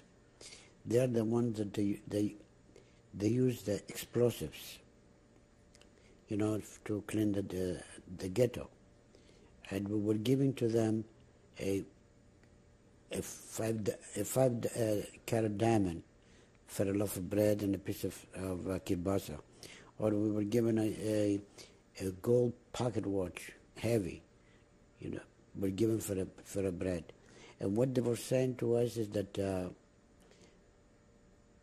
we were exceptional and more accepted Jews than the Polish Jews because we were different than the Polish Jews. They were always sweating. They were heavy in summertime. They used to get dressed heavy, with white socks, and a strimmel and everything else. But you are different people. I know that you don't know nothing about this type of Jews. We're telling we are all Jews. We are all the same. Now he says, no. He says, I tell him, I said, listen. I says, what? They got killed, and we are giving you for a piece of bread. You are taking advantage of the destruction of the Jewish people. They said, no, you are mistaken. All this belonged to us. The Jews that took it away from us, now it's time we should take it back from us because it belonged to us. For so many hundreds of years they lived here, they took advantage of us. They were exploiting our blood. They were taking away our blood. because they were the financiers, they had the money, and they told us that, look how bad people are, the Polish people, the Polish Jews. Here they destroy the houses. For us, do not take it, the houses at the ghetto. I told them, I says, are you have a pity about the destroyed houses or that the people that got killed? No, I said, we don't care about them. I said, we care about ours. They got what they deserve. And this is supposed to happen many, many years ago. But thank that, the Germans, they came over and they paid what they got what they deserve. What are you going to do? This is the way that they thought. This is where the mentality, how hateful they were against the Jews. And what were your instructions about anything that you found, or the gold or the valuables? Did you get instructions from the Capos or the Germans? Everything was in hiding. We cannot, not openly, we could not give openly that we have gold, because it was forbidden for them to bring bread into the camp, into the ghetto. As we were exchanging, because they knew that they were going to make money with us, and they were getting rich every day. They were going back wealthy. Did the Germans expect you to turn over? Did they expect you to find anything, and if so, to turn it over? Yes, but they could not control on this. So where were you hiding things? No, they could not control on this. How and where were you hiding things? Underneath of the ground, we found everything, hidden, in the metal boxes, or my cans, or in those and different containers we used to find this, hidden, and we found because everything was destroyed while we were digging, because what exactly the Germans wanted us to make the Warsaw Ghetto a park. Raoul Hilberg, the historian on the Holocaust, he wrote the book that the Indestructible Jews. He wrote in the book that 2,500 Jews were there, but he never mentioned that the Greek Jews were there. And in general, the historians in the Holocaust, they neglected or they abandoned to mention we, the Sephardim, were equal victims like the Ashkenazim. Why did they say always the mention about the Eastern European Jews were the victims of the Holocaust? Or when we ask we, the Sephardim, to have the same time to speak about the destruction of the Jewish community of Greece, they refuse. They say, no, this is a part of the history of the Ashkenazim and not for the Sephardim. It doesn't make no sense to me, this is what they say. The same thing at the Simon Wiesenthal Center I visited 4 years ago. And I noticed that the destruction of the camp, of the crematoriums in Birkenau, they say one woman, Robota, she's the one that she destroyed the crematorium. And I told them this is not true. I went and complained to the office, and I told them the Greek Jews, they were the ones that destroyed the crematorium 3 and 4, and not one woman alone, because it's not possible. My brother was involved in the uprising to destroy the crematorium, Edgar. They know that the facts that they were Greek Jews, they were the ones that were involved in the destruction of the crematorium. They knew, because he told me, the librarian, that the Greek Jews before, the Eastern European Jews, they lost the courage the very last moment to destroy all the 4 crematoriums. They lost the courage, they didn't do anything. This was in the work for more than 9 months, how to destroy the crematoriums, because they were waiting at a Union factory, and they were smuggling small parts of explosives into the camp. And when was the date of November 4 to destroy the crematoriums? In the night, they lost control, they didn't do it. The Greek Jews said that we're going to go ahead and we're going to do it. 200 Greek Jews were involved with some Sephardim from France that were involved at the destruction of the crematorium. Yes. How do you know all this? The 200 Greek Jews before were sent to the guest chamber. They sang the Greek national anthem. They told me at the Summer Visitor Center. Also, I knew this year. And I told him, I said, why you don't mention that the Greek Jews were involved in the destruction of the crematorium? He gave me no answer. I told him, I wrote them a letter that you are prejudiced against the Sephardim. They didn't answer, and I stopped supporting the Simon Wiesenthal Center in Los Angeles.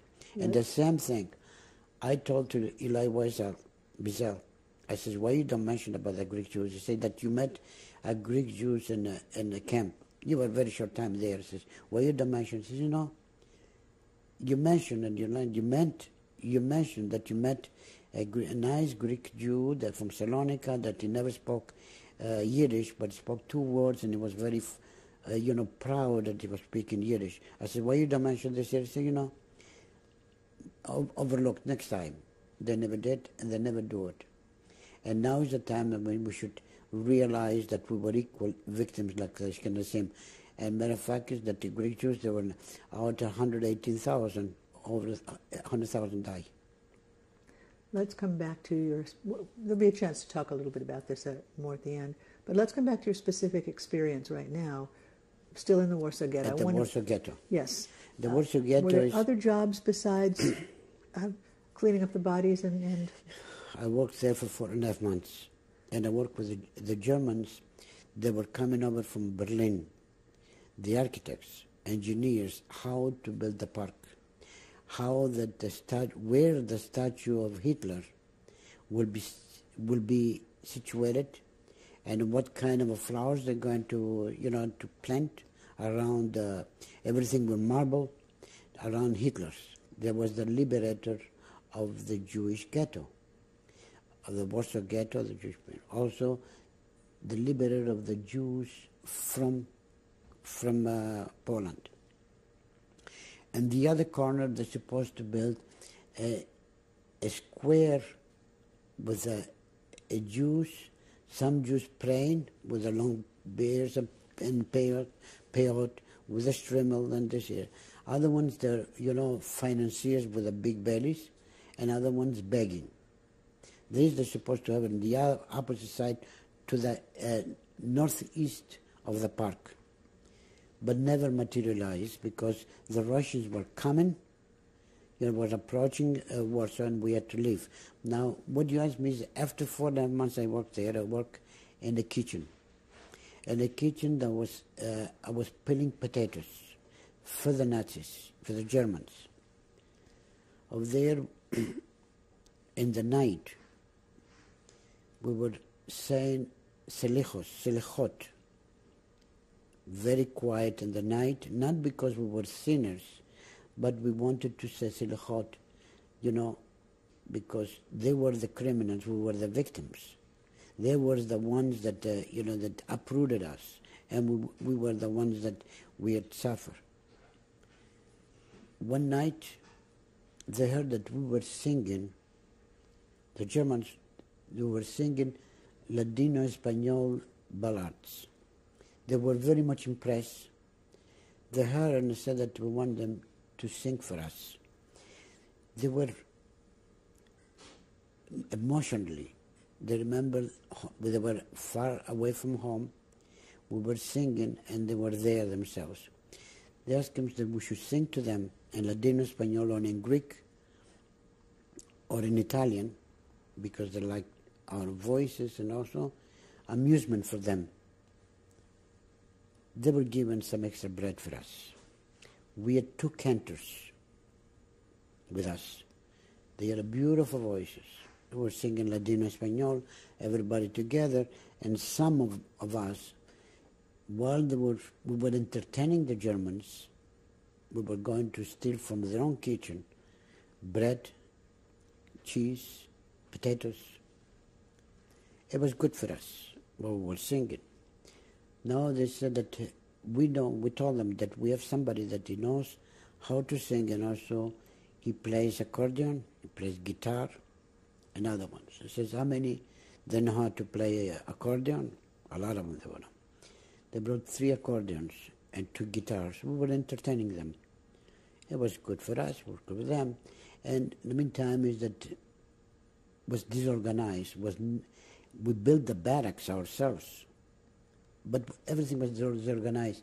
It was not like Auschwitz or Birkenau, because we did it the way we wanted, the camp, because we were 3,500 Jews, Greek Jews, after was 2,500 Jews. After, you know, they were dying every day from typhus. And from there, then from the kitchen that I was peeling potatoes, then I became a cook. I was cooking for the Germans. And what I was doing, I was boiling potatoes, big, you know, containers of potatoes. I was boiling the potatoes, taking out and peeling the potatoes, the boiled potatoes. And somebody else was mashing the potatoes. This is what I did until the very end. When the Russian troops were coming, then we had to leave Warsaw. We left Warsaw. There was the there was in of May 1944. Excuse me, October 1944. We left. We were marching for days. What was the cause of deciding to move you? Because the Russian troops were approaching Warsaw.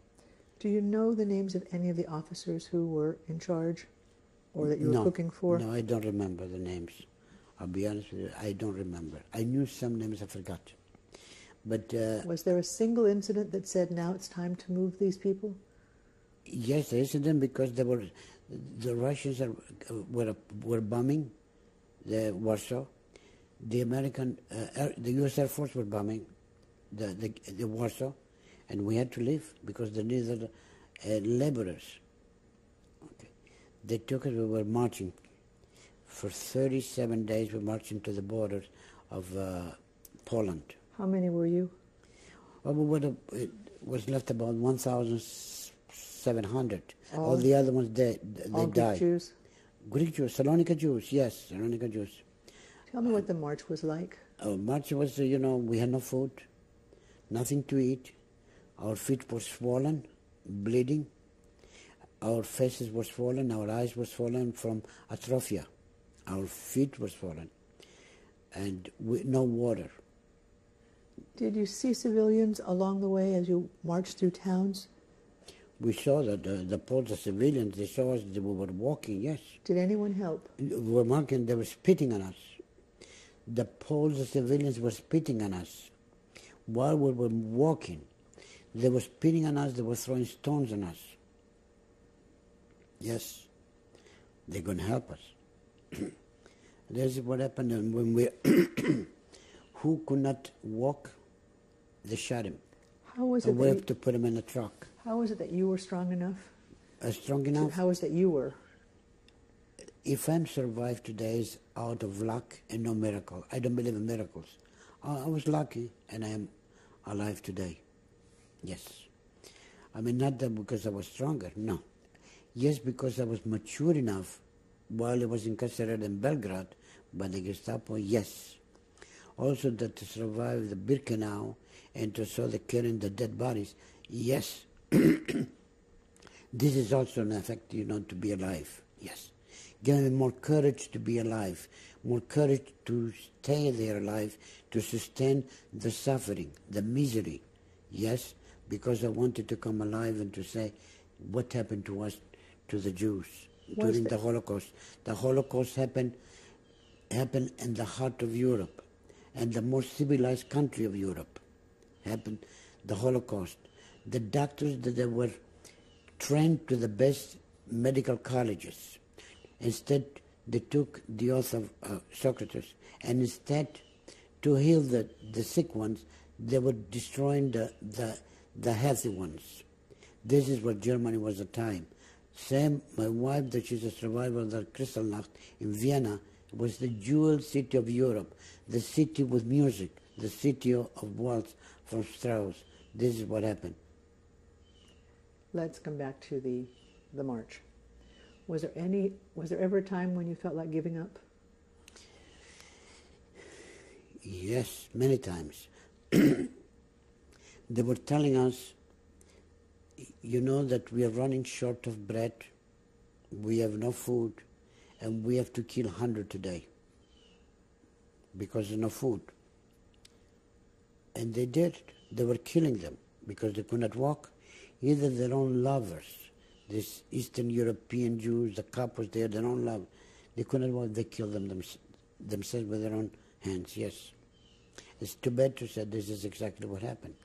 Where did you march from and where did you march to? From the Warsaw Ghetto to the Polish border for 37 days. Do you remember any particular towns you marched through or stopped at?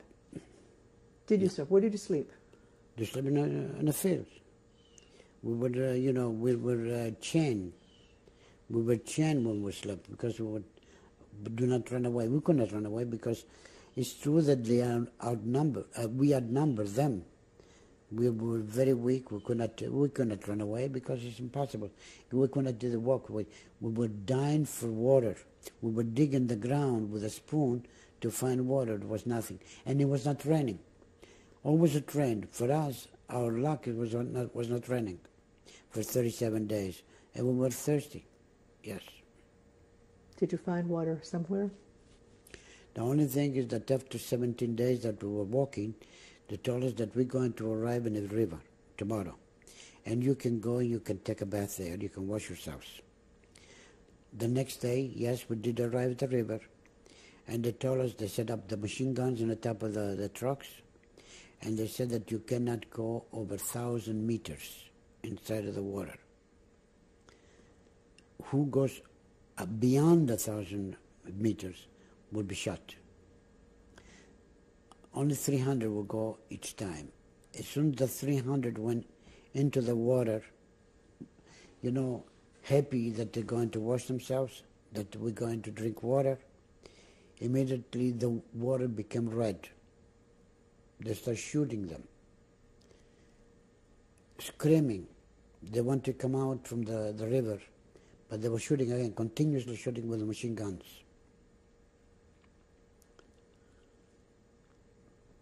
They told us I was selected to dig the mass grave for this 300. Plus that we had 100 in a truck from marching, because every time we used to stop, if we had 100 dead, we used to bury them and then continue the march. I was digging the mass grave, but the other ones that they wanted, they told them to go to pick up the dead bodies or the wounded ones. They were hesitating to go into the water because it was going to happen to them. But they were forced to go there to pick them up, otherwise they're going to shoot them anyway. When they went to pick up the bodies, the wounded ones, the dead ones, most of them were wounded. They were thrown into the mass grave that I was digging with other ones too. I heard the voices that were saying, I am alive, don't bury me alive, I want to live. Determination that they wanted to live after so much suffering. We could not help them. We could not help them to take it out from the grave or from this hole we made, because we were afraid they're going to kill us if we take them out. Either now this voice comes to me that they're begging, do not bury them alive. They were buried alive. We had no other choice. Do you have nightmares? Do you have nightmares? I used to. I used to have nightmares, not anymore. Not now, no. I do forget more than I can remember. This after 50 years, I do forget more than I remember, yes. When you came to the end of this walk, this march, the march where at were the you? end was at the Polish border. From there, the trains were waiting for us. It was a passenger trains were waiting for us, and they took us to Dachau. Passenger trains again? Yes. They took us there, but we had no food, nothing to eat. Water? Nothing. As soon as we arrived in Dachau, we sent at a Perplatz, they called us, we should stand there because they wanted to count how many were there. Nobody could get up. We were so weak, hungry, thirsty. We were like rags, swollen feet, swollen faces, swollen eyes. The commandant came from Dachau and he said, what's going on here? I said, what happened to them? We told them what exactly, because we could speak, German at the time, and we explained to to the commandant and the other ones, what happened to us, what happened in Auschwitz and Birkenau. They could not believe the commandant says impossible. Germany will never do this. What year was this? 1944. It was in October, November 1944. Do you remember the name of the commandant? No. I forgot the name of the commandant. No, I don't remember. We should plan what happened. Every single, soldier, assessment was arrested. Every single Eastern European couples, Czechoslovakian, Polish Jews were arrested. We don't know what happened to them. We stayed there. They gave us twice a day we were eating. They gave us 200 grams in the morning and 200 grams of bread in the evening. They gave us a piece of salami in the morning and a piece of cheese in the evening. And for lunch, they used to give us a good, thick soup. Do you have any idea why the arrests were made and why you were treated differently than you had been before? Yes, because Dachau was for political prisoners, and that was not for the Jews. This is because he saw that how we were mistreated, how we were suffering, and we told them what happened with the crematoriums and the gas chambers. The commandant says, "I don't believe it, this happened." The very next day when he came over, he apologized to us. Yes, he says, "I'm ashamed what happened to you people, the Jews, for no reason." And after we stayed there for 6 days. Where did you stay in Dachau? Do you remember the barrack number? We didn't stay in the barracks. Where did you stay? We stayed in the tents. They built they put some tents and we were sleeping there. We didn't even went out. We didn't work. It was heaven for us. It was heaven. We didn't work. Good food. We were rested. We were taking showers every day.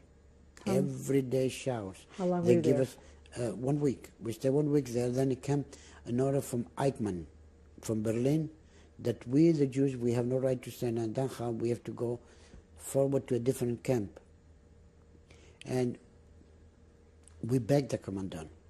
We said we wanted to stay here because we're going to work hard. We don't want to go nowhere else because we have a bad experience. What happened to us? We want to stay here. We're going to work hard. Any kind of work, we're going to do it. He says, "I'm sorry," he says, "we're going to keep you here because we have orders from Eichmann, from Berlin, that you have to move and you have to go away." Who had this conversation, Henry? I mean, we had the conversation. There were, because we could speak German at the time, there was, this Leon Yachiel, that he was a couple. He spoke German, he learned German, we learned German. And we were talking to the other ones, the others from the camp, that they were responsible, from the administration of the camp. And matter of fact is that, we were going to the dispensary, like a clinic. They were taking us for checkup every day. Doctors, they were checking us, and they were Jewish, German Jews doctors were there. Yes, they were examined every day. We had to go. You have to go there for examination. Did they have medicine? Yeah, they gave us aspirins. Yes, they gave aspirins. Yeah, but if I can remember, they gave me. They told me that they have a headache, and they gave me 2, Bayer aspirins. Take 1 in the morning, 1 in the evening, because they didn't have too many. Yes. And Dachau. After Dachau, we had to leave after 8 days. What happened? By train, they would send us, to inside Germany, to Mühldorf, Waldlager. Πόσο καιρό μείνατε στο Μπίρκενάου? Στο Μπίρκενάου πρέπει να είμαι μέχρι το φθινόπωρο του 43, μάλλον. Είδατε την οικογένειά σας ποτέ ξανά? Ποτέ. Και πού πήγατε μετά από το Μπίρκενάου? Μετά πήγαμε στη Βαρσοβία. Είχε γίνει το γκέτο, είχε βομβαρδιστεί και το γκέτο της Βαρσοβίας ήταν μέσα στο κέντρο της Βαρσοβίας. Και ήταν ένα κομμάτι της πόλης πολύ σημαντικό. Και μας πήγαν εκεί, είχαν δημιουργήσει ένα μεγάλο στρατόπεδο, μας πήγαν εκεί για να καθαρίσουμε τα ερείπια του γκέτο. Τα είχαμε βομβαρδίσει, ξέρετε τι έγινε στο γκέτο. Αντιστάθηκαν οι Εβραίοι, πολεμήσανε με τα νύχια που λέει ο λόγος και με τα δόντια. Και αναγκάστηκαν, δεν μπόρεσαν να τους νικήσουν παρόλο τον οπλισμό τους και αναγκάστηκαν και τους βομβαρδίσανε. Και έτσι είχε γίνει ερείπιο όλο και μας πήγανε μας εκεί για να καθαρίσουμε. Από το Μπίρκενάου πήγατε απευθείας στη Βαρσοβία. Στη Βαρσοβία. Βαρσάβα Λάγκερ.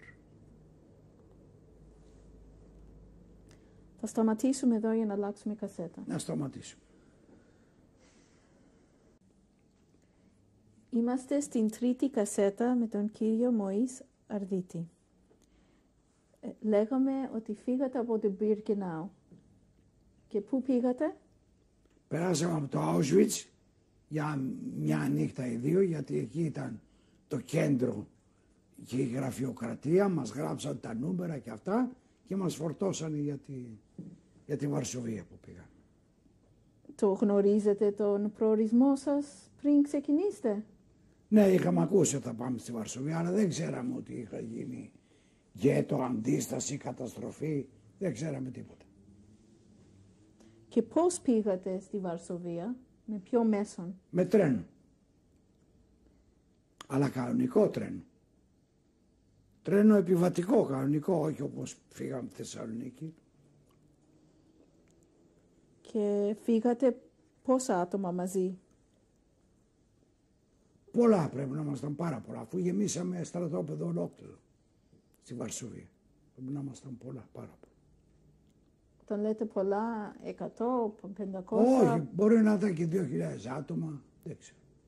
Ήταν μόνο άντρες ή... Μόνο άντρες, μόνο άντρες. Ήτανε και άλλοι Έλληνες, Εβραίοι? Βέβαια, ήταν αρκετοί. Και πόσες μέρες πήρε το τρένο να φτάσει στη Βαρσοβία? Από τη Κρακοβία. Μια μέρα ίσως, γιατί έκανε πολλές στάσεις, δεν θυμάμαι να διανυκτερεύσαμε στο εκείνο το ταξίδι. Φύγαμε πρωί και φτάσαμε βράδυ, δεν τα θυμάμαι καλά. Και πότε ήταν αυτό περίπου? Αυτό πρέπει να ήταν φθινόπωρο του 1943. Και όταν έφτασε το τρένο στην Βαρσοβία, τι είδατε όταν κατεβήκατε από το τρένο? Τίποτα, μια βομβαρδισμένη πόλη. Και ξέρατε πού ήσασταν? Ξέραμε ότι είναι η Βαρσοβία, ναι. Πρώτα απ' όλα ότι ήταν επιβατικό το τρένο και έφτασε στον επιβατικό σταθμό και έλεγε εκεί Βαρσάβα. Και πού σας βάλανε εκεί μέσα? Είχαν ετοιμάσει στρατόπεδο κανονικό. Με μπλοκ, με όλα. Περίπου σαν το Μπιρκενάου? Ναι, κανονικό στρατόπεδο. Όχι τόσο μεγάλο βέβαια σαν το Μπιρκενάου, αλλά κανονικό στρατόπεδο.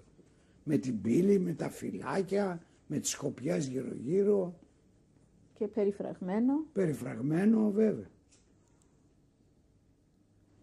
Και γνωρίζετε το λόγο που σας μεταφέρανε εκεί? Όχι, όχι. Μετά, εκ των υστέρων το μάθαμε. Λοιπόν, και τι κάνατε εκεί στη Βαρσοβία? Γκρεμίζαμε που από ορισμένα κτίρια είχα μείνει ένα στίχος μόνο. Γκρεμίζαμε τους στίχους και καθαρίζαμε τους δρόμους. Από τα μπάζα. Και ψάχναμε στα υπόγεια να βρούμε επιζώντες. Γνωρίζετε τι είχε συμβεί στο χώρο αυτό? Όχι, μετά τα μάθαμε. Όταν λέτε μετά, πότε μετά? Μετά από κάνα 2 μήνες, στόμα με στόμα, μάθαμε. Και στο στρατόπεδο εδώ σας χωρίσανε πάλι? Τι χωρίσανε? Είχε διαλογή πάλι σε αυτή? Όχι, όχι, κρεματόρια δεν υπήρχαν στη Βαρσοβία. Μόνο ξυλοδαρμοί υπήρχαν πολλοί. Τρομελή ξυλοδαρμοί. Μαστιγώματα πολλά. Τα βλέπατε με τα μάτια σας? Βέβαια, μπροστά σε όλους γινόταν, δεν τα κάναν κρυφά. Μπορείτε να περιγράψετε τις συνθήκες σε αυτό το στρατόπεδο, υγιεινής? Στη Βαρσοβία. Συνθήκες υγιεινής ήταν οι ίδιες, δεν υπήρχε τίποτα το ιδιαίτερο. Και η τροφή? Η τροφή, ήταν λίγο καλύτερη. Δηλαδή η μερίδα το ψωμί ήταν λίγο μεγαλύτερη από ό,τι στο Μεριγενάο. Κατά άλλα τα ίδια. Και πώς κοιμόσασταν? Τα ίδια, σε αυτά τα κρεβάτια που ήταν σαν κουκέτες. Το ίδιο σκηνικό ήταν. Πόσες ώρες την ημέρα δουλεύατε? Από το πρωί μέχρι που βράδιαζε. Δεν υπήρχε κίνδυνος όταν γκρεμίζατε τους τοίχους? Και πώς δεν υπήρχε? Λίγοι τους είχε πέσει τούβλα στο κεφάλι. Οι πέτρες, τι τους ένοιαζε αυτούς? Αυτοί είχαν τα κράνη, βλέπαν, προφυλαζόντουσαν, φεύγαν. Μας δεν μας αφήναν να προφυλακτούμε, ούτε κράνος είχαμε στο κεφάλι, τίποτα. Ψάχναμε τα υπόγεια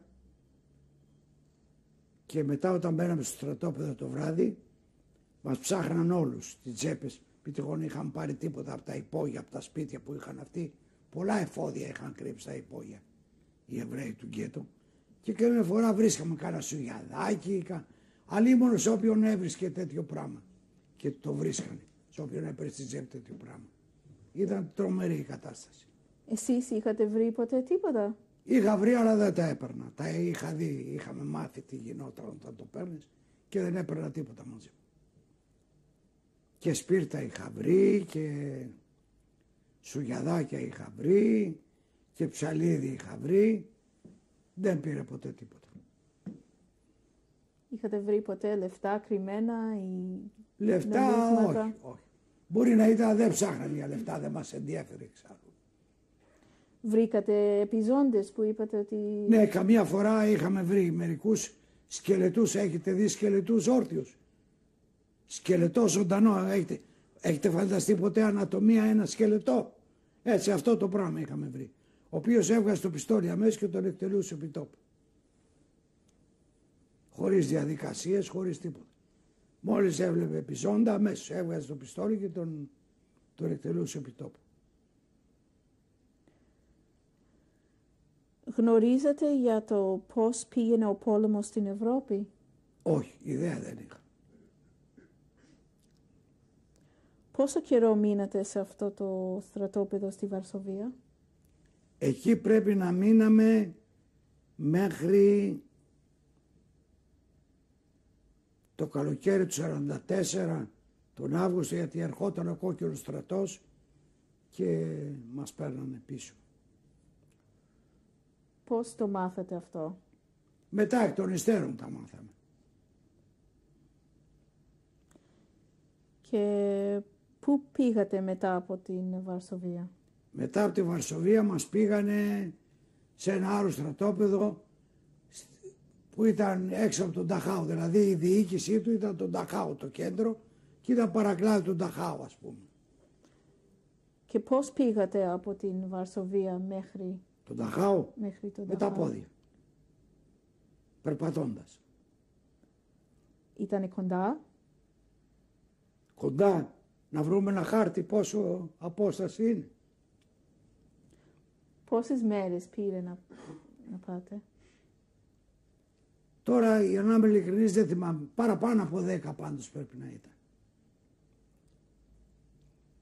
Και πώς ήταν οι συνθήκες σε αυτή την πορεία? Οι χειρότερους μπορείτε να φανταστείτε. Εκεί έμεινε ο μισός πληθυσμός στην πορεία. Εκεί συνέβη και ένα συμβάν πολύ δυνατό, το οποίο θα ήθελα να το περιγράψω, αν θέλετε. Παρακαλώ. Μπορώ? Βεβαίως.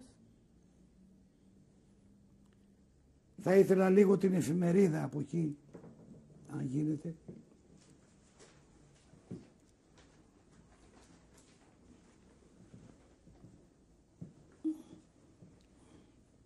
Ευχαριστώ.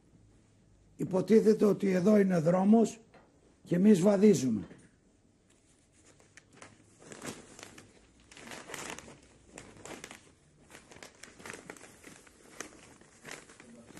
Βαδίζουμε διψασμένοι, τηλεπορημένοι, πεινασμένοι. Κάθε βράδυ κάπου μας στρατοπεδεύανε. Ο καθένας είχε μια κουβέρτα πάνω και κουβαλούσε και όποιος δεν μπορούσε άλλο την άφηνε την κουβέρτα, την πέταγε. Αλλά τέλος πάντων, ας πούμε ότι περισσότεροι είχαμε την κουβέρτα. Και κάθε βράδυ κάπου σταματούσαμε για τη νύχτα. Τη νύχτα δεν περπατούσαμε. Λοιπόν, όπως περπατούσα μια μέρα, έτσι ας πούμε ο δρόμος πηγαίνουμε από εδώ προς τα εκεί. Ξαφνικά σε μια πλευρά μας βρίσκουμε κάτω ένα ποτάμι. Με νερό, ένα νερό, τρελαθήκαμε όλοι, του είδαμε από μακριά, λέμε επιτέλους φτάνουμε σε νερό.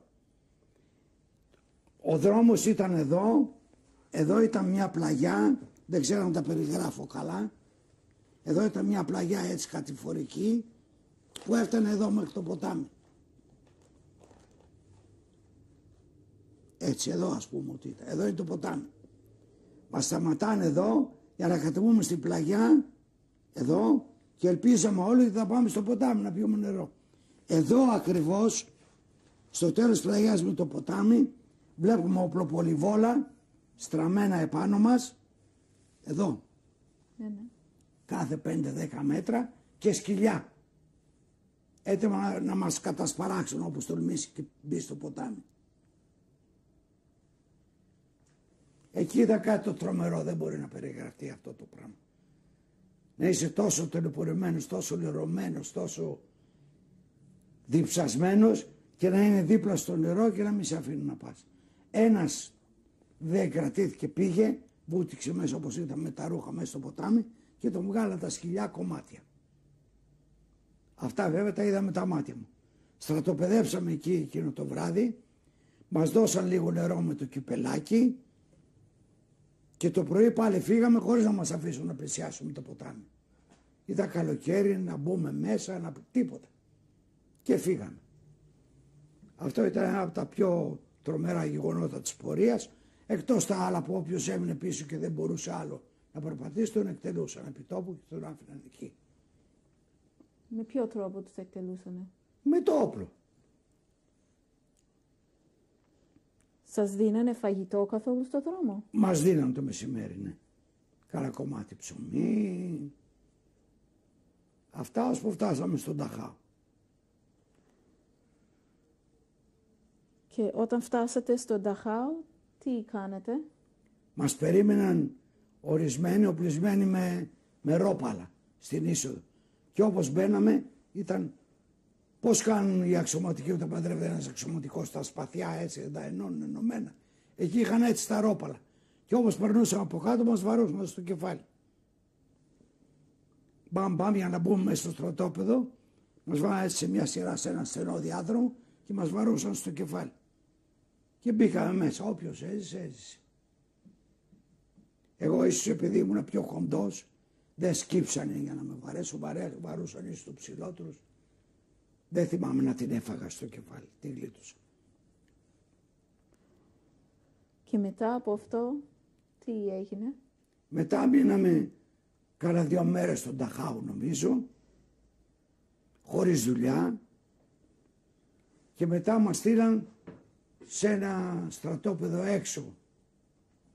Μερικά χιλιόμετρα, λέγανε ότι είναι από το Μόναχο έξω, περιοχή Μονάχου ας πούμε, δεν ξέρω, μακριά από το Μόναχο βέβαια. Και εκεί είχαν κάνει ένα στρατόπεδο μέσα σε ένα μεγάλο δάσος. Πώς λεγότανε το... Waldlager. Αυτό που βλέπετε ήταν το σακάκι που είχαμε στο Μπιρκενάου και ένα παντελόνι το ίδιο. Έτσι ριγέ, και αυτά ήταν όλοι μαζί η ενδυμασία.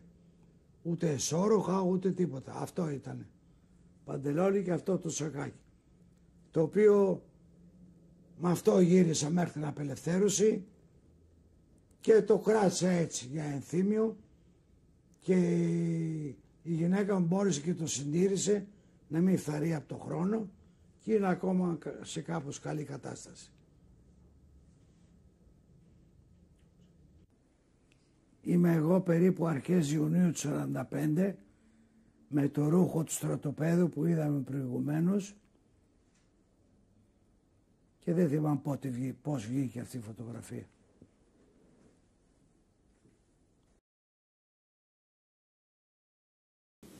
So, at the end of, by the autumn of 1943, so they make a transport.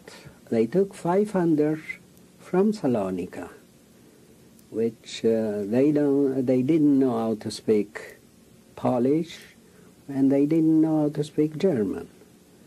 So they made the transport out, and they put us in a train, and we arrived in Warsaw. Where now they brought us to the ghetto Warsaw, which the ghetto Warsaw, where the Jewish people of Warsaw, they were there. In that ghetto, it was evacuated, and all the houses they were destroyed in this ghetto. So they brought us 500 from Salonika, from that we were in Birkenau. We made the transport there to clean up now. First, we made a big barrack. We make barrack for to sleep. And after we finished that, so the job that we had it was to go and clean all the bricks of those houses, because the Germans, they sold it, the bricks, to the Polish people there. And they sold it that bricks, it should be clean, not with cement. Mm-hmm. And everything that it was useful for the construction, so we started to clean it. So after that, so a few months, 2 months after, it comes other people, other transport. They come transport from Auschwitz. They come there. So all of a sudden I met my brother, one brother. He went to Auschwitz when we arrived in 1943, when we arrived on the camp.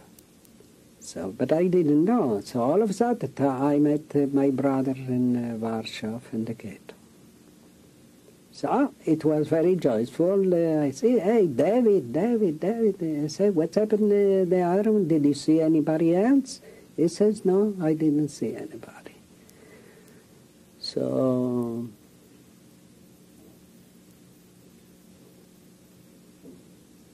in the meantime, we had also many other works. I catch after going for cleaning the bricks, and that it was in winter with the snow, and we didn't have not even socks and nothing, and sitting there with the snow, and across of us it was an Ukrainian soldier post from the SS with a fire till the skies, and he didn't let nobody should go and warm up the hands, because you were just with a piece of iron, so you were cleaning the bricks and sitting that.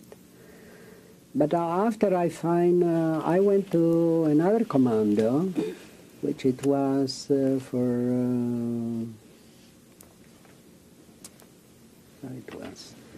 it was a commando that they were putting the potatoes and all those things. They used to put it inside the earth to keep it from frozen. So I was going in this commando, which it was much better there. We used to eat some potatoes, this. It was very good. But in the meantime, I used to meet. We were not in the same commando with my brother. I used to meet in the evening when we used to come back. So my brother now, at that time, it was 28 years old. Leon, when did you meet up with your brother again? In Warsaw. In Warsaw. In Warsaw. In Warsaw, it was the first time that I met it again since we separate. But one day, my brother, he wasn't feeling good. So, and he says to me, Leon, can you talk to Blockeltester? Blockeltester, it was the head of the block, of the barrack. He says, could you talk to him if I can stay inside, not to go to work today because I don't feel good? I say, okay, I'm going to talk. I'm going to say something. So I go to the Blockeltester. So it's happened this, it was also from Salonika, this guy. And I beg him, I say, so-and-so, my brother doesn't feel good. Maybe you can keep it today. Should clean the block, not to go. He says, okay. So I left it there, and I went to work. So that day, I was thinking now that my brother was sick. I say, maybe I'm gonna find something to eat, much better, so maybe he's gonna feel good. So I bought some eggs from a Polish guy that he used to come. He used to come to take the bricks. Those, because there now in the house, Warsaw, in the ghetto Warsaw, when we were there and we were digging, always we were find a silver spoon and those and digging silver spoon or some pieces of gold you could find there, many things. So, and those people, the Polish people, they knew, always they ask if you have something. So you used to give the spoon, silver spoon, he used to bring you next day, he used to bring you food, whatever you want, bread or apple or cheese.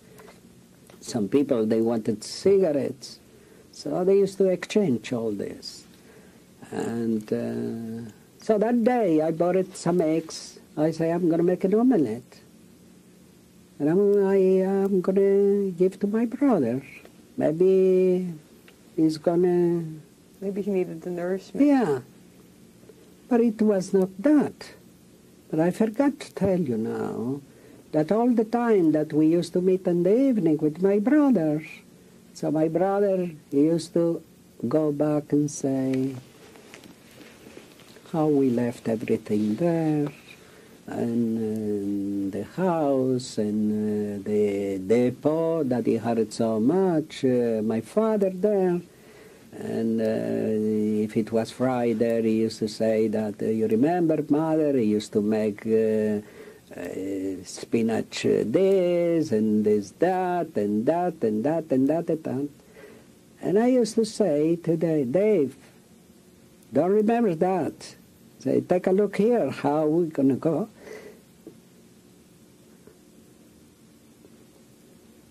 How we're going to go out. So then we're going to see what. Yeah.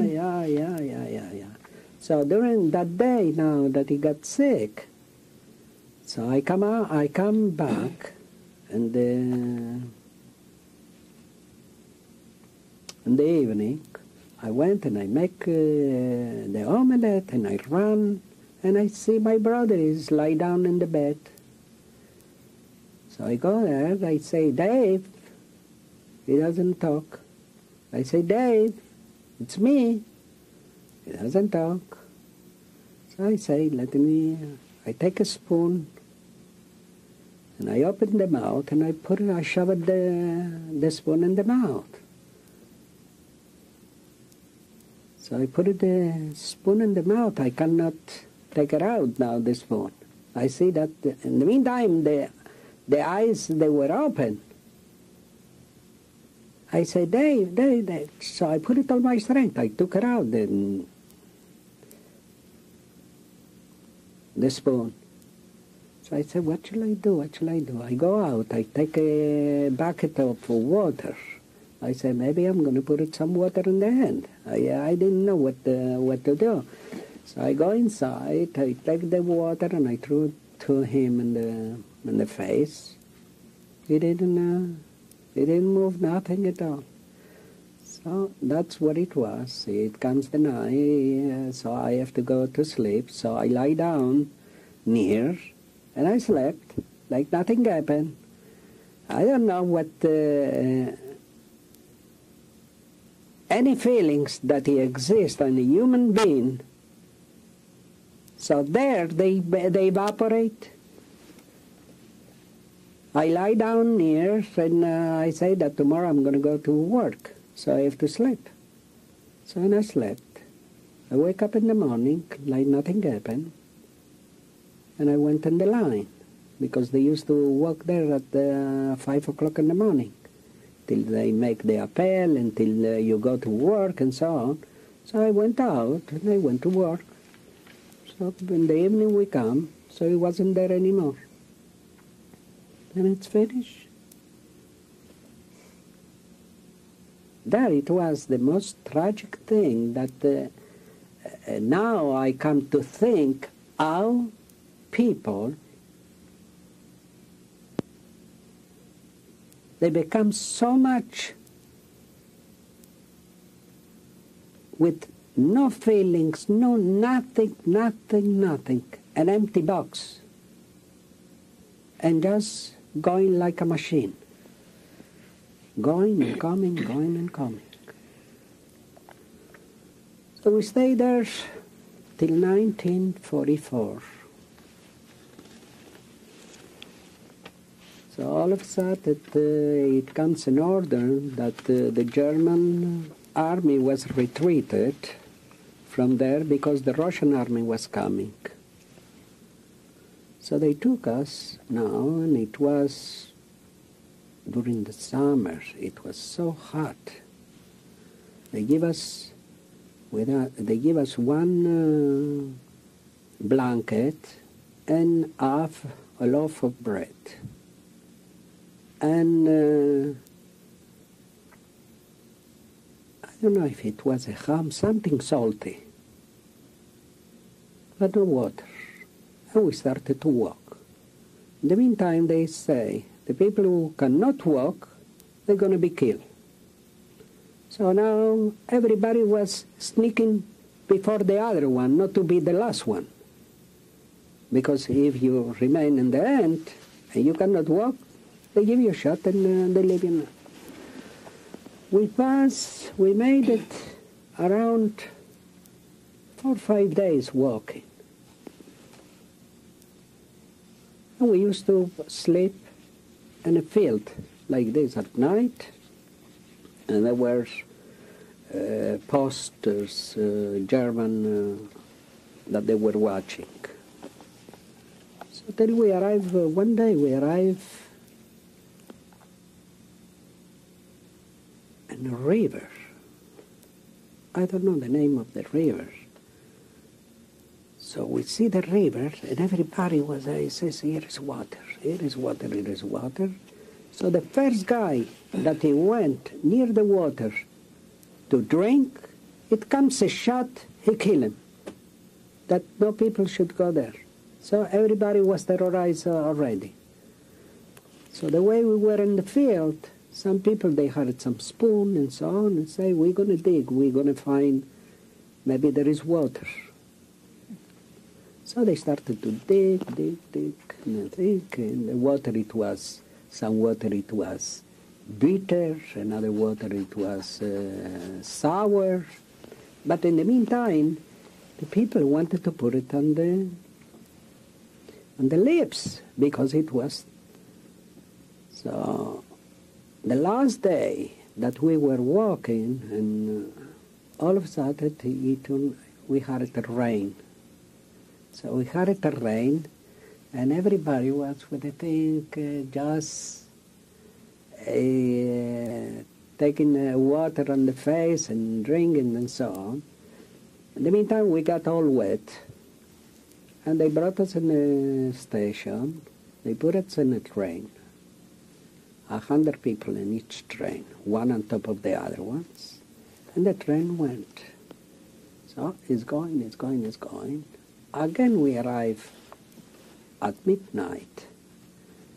We arrive in Dachau, We didn't know that. But we arrived there in Dachau, and they say, down of the train and hold 5 people on the line, one on the other one, you know, with their hands like this. So we entered inside that Dachau, and in Dachau it was a big place where they used to play football and this and this. They brought us all down there,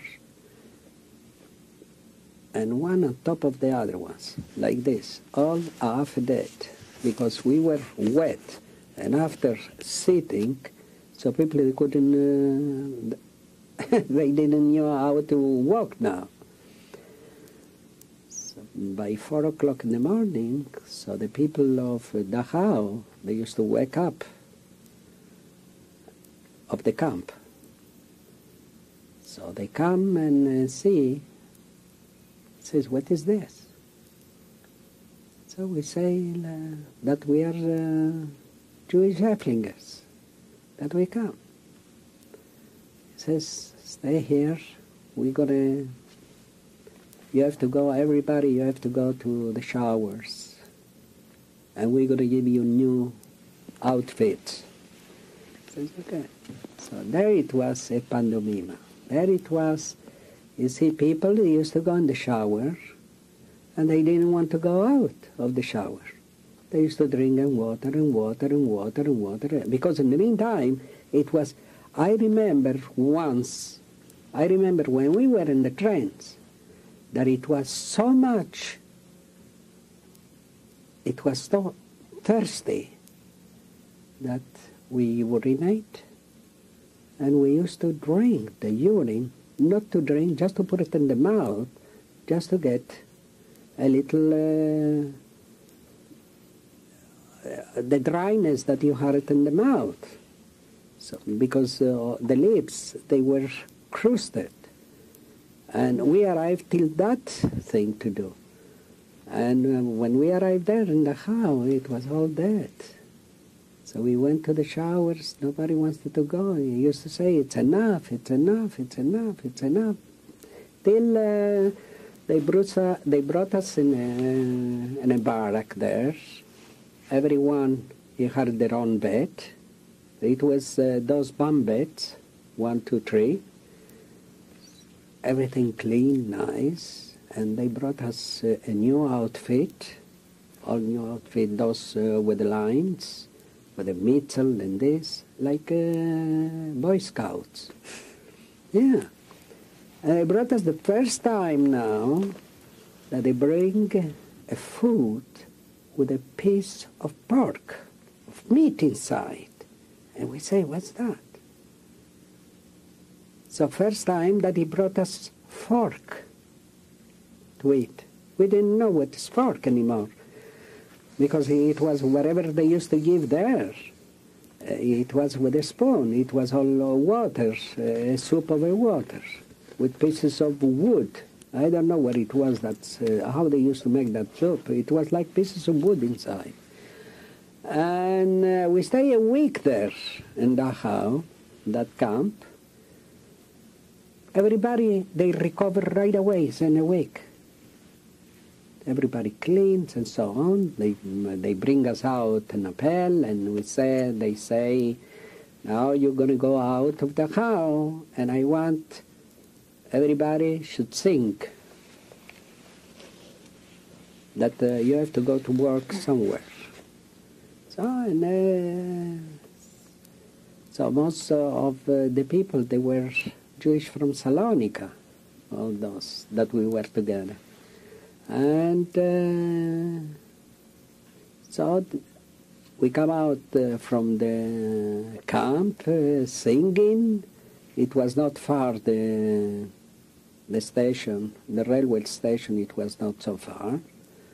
Arrived there on the railway station, so we don't see any cattle trains. We see all trains for passengers, for civilians. So we say, so all of a sudden it comes a German, and he says, be careful how you go to the step of the train, not to harm and so on. Hey, we say, what's happened to the Jewish people now? He says, all of a sudden they are taking care not to this. Till now they were giving so much of a hit in the head, and now there are. But in the meantime, what has happened? That they change the guards, all the guards that they were with us till Dachau, it was all from the SS. And though now the guards that they come from Dachau, it was from the Wehrmacht, which is the regular regular army German. So they didn't have nothing to do with the other ones. So we went to the trains. Everybody has their own seat, and we were like a club with the open windows, and they stop in another station that is stopped the train. So people just waving their hands, and like, who knows, they knew that maybe we are a club, and till we arrived, they brought us in Mildorf. What year, what? And it's in 1944. They brought us in Mildorf. So there it comes, the La Grec says, the head of the camp, and he says, do you know French? And everybody says, oui, he says, because German nobody knew. Did you ever see anybody killed? Yeah, it was excuse me. It was a day, it was a guy, Saul, which a very handsome man, very handsome and nice looking. So in Warsaw, it was many jobs that they used to go, the people of the camp. So this guy used to go to a wash, Machbesa, how you say Machbesa? Like a laundry? To a laundry place that they used to work.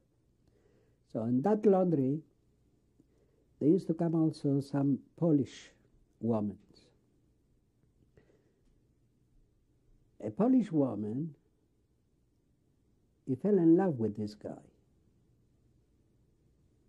So, because they were every day, they were together, so the same guard was coming every day, so I become like a friendly with this guard. And it happened that the girl, he was living just around the corner of the laundromat. So from time to time, he let it go that Saul to go and visit that in the house. And he used to come back, for 1 hour, half an hour. So one day they decide that to escape. So the girl, he made it an Ausweis, all the papers necessary, with a different name. They bought it also civilian clothes. And they decide the day that he's going to escape. Then he's going to go to the house, he's going to put the civilian clothes, and then they're going to take the train and they're going to go. So what's happened that day? The day that they decide, so all of a sudden the guard change. And it comes a new guard for them. So in the meantime, that's how he's looking the time. And it was exactly the time that he has to leave. It was calculated that he's going to go to the house, he's going to undress, and right away it was the train at that time that he's going to... Him and the girl together. So what's happened now? The guard changed.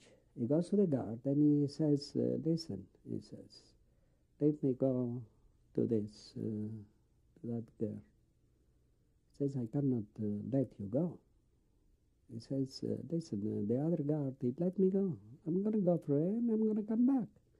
No, he says, I cannot let you go because maybe they're going to come and check me and I'm going to have a problem.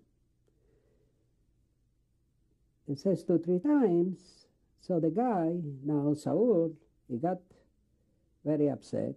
He catch the German, he give it 2 or 3, and he lie down the German. Open the door and he run. Now he run. Now in the meantime, Saul is wearing those Effling uniforms. So which in the street you could see. By coincidence, just arrived in the corner of the block, Germans they were passing, and they see an Efflinger that he was running, and they shoot. They shoot, and it comes in the foot, and he fell down. Fell down, they catch him, so they bring it back, and they bring it in the camp. They bring it in the camp. They put it in the like a clinic. It was like a small clinic to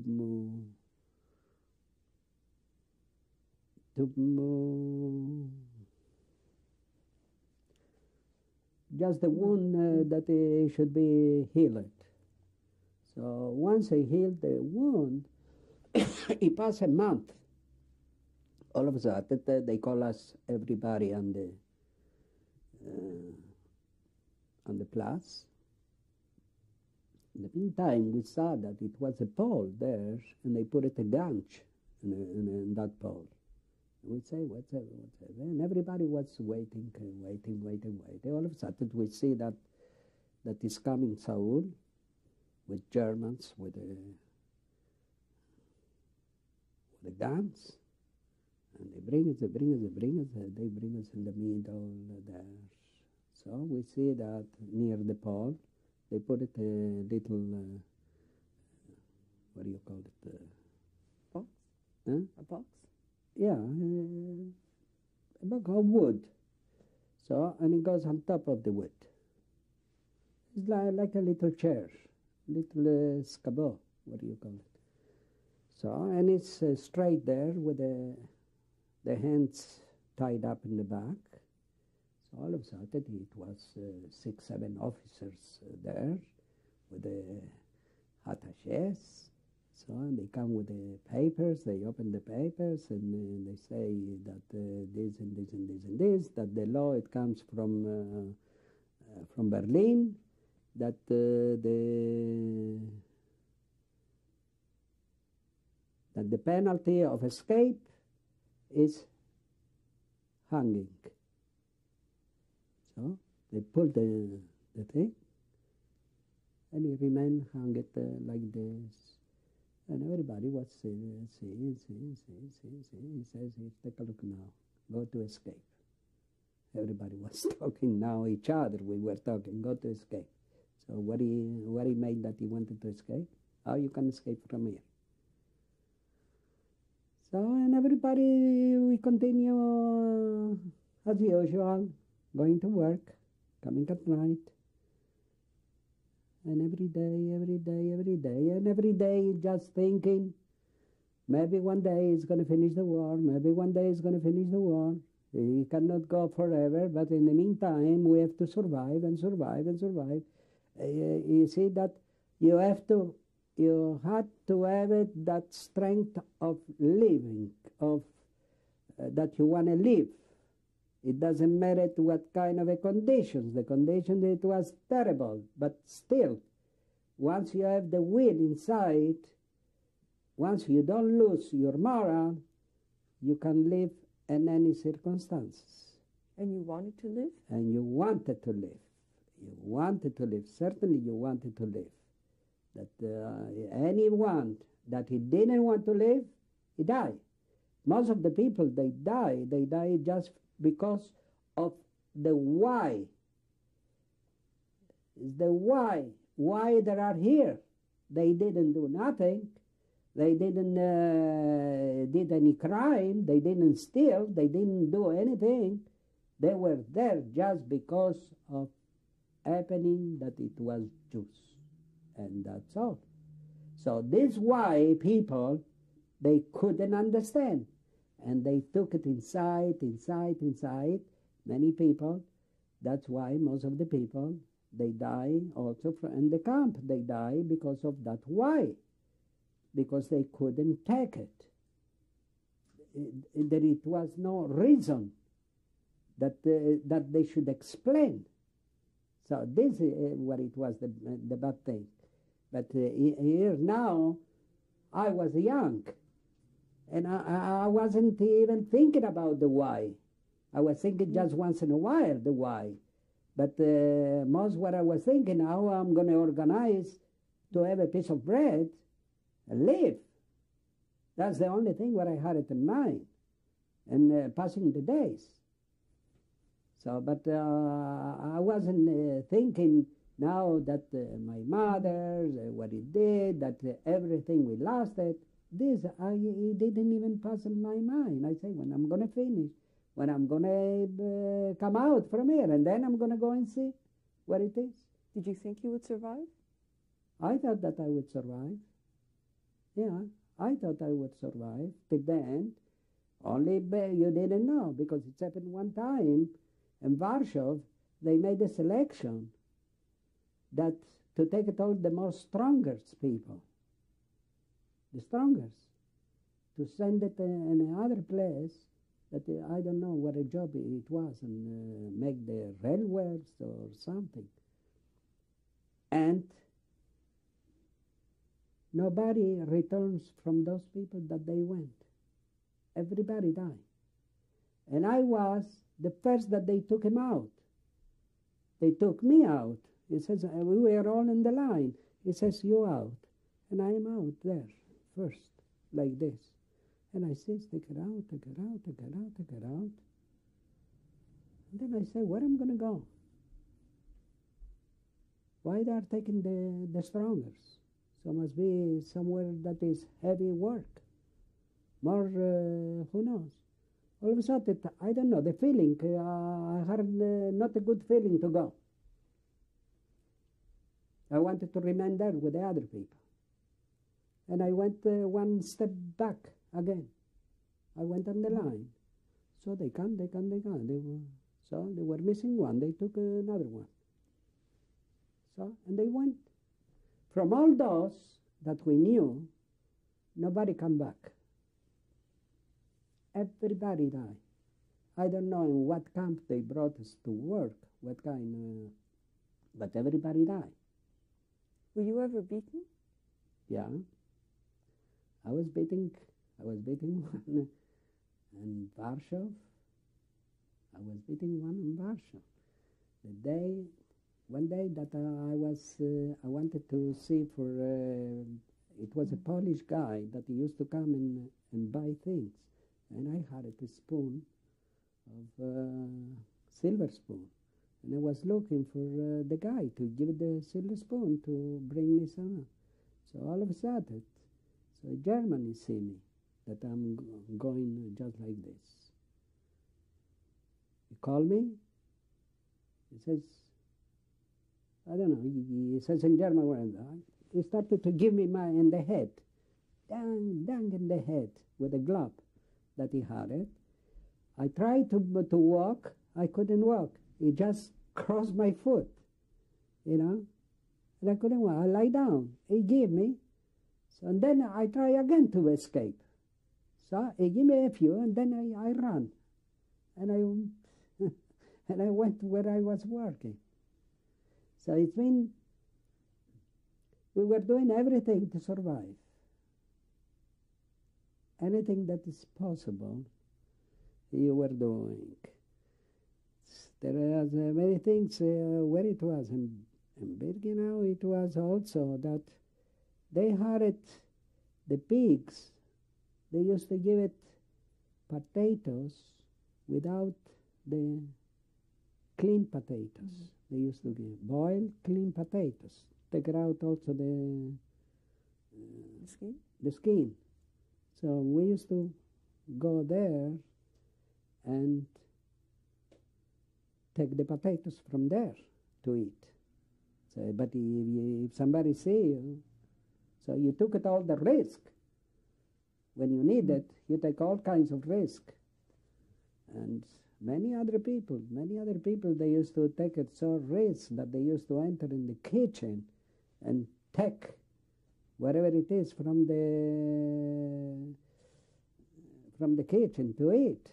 And they catch it, so they used to eat and hard. What about you? Did anything ever happen to you? To me, one day that we didn't go, it was one day without Albert. We didn't go to work. So we stay in the barrack. That it was later on in Mildorf. That we stay there in the barrack. We say today we won't go to it. We organize some potatoes and we put it in the oven to make it. So all of a sudden it comes the Germans. They see that they counted the people that they went to war. They see that they were missing around 6-7 people they were missing. So they knew from which block it was. All of a sudden they come, the block, they had it 2 doors, one side and the other side. So they come, one from here, one from there. So we tried to escape, so it was. So it says that it was a bench. It says lie down on the bench. You lie down, I lie down on the bench, and he gave me 25 with a rope, with a thing that he had. I don't know whether you call it. That they have for the horses. Grip.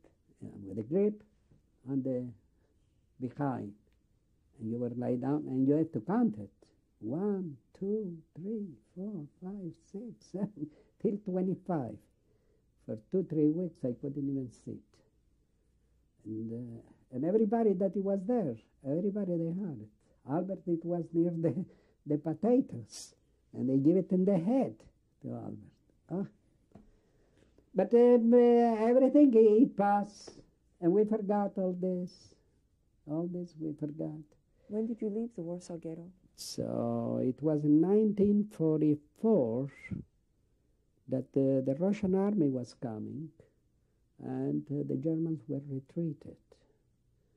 So once they were retreat, they took all the Eflingers that they were in the camp. About what month was this?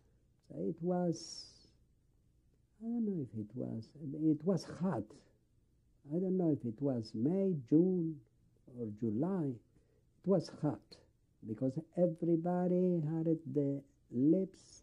It was so dry that people were getting sick. So we started to walk now. And before that, they gave us a piece of bread and a box, but it was a ham, that it was salty.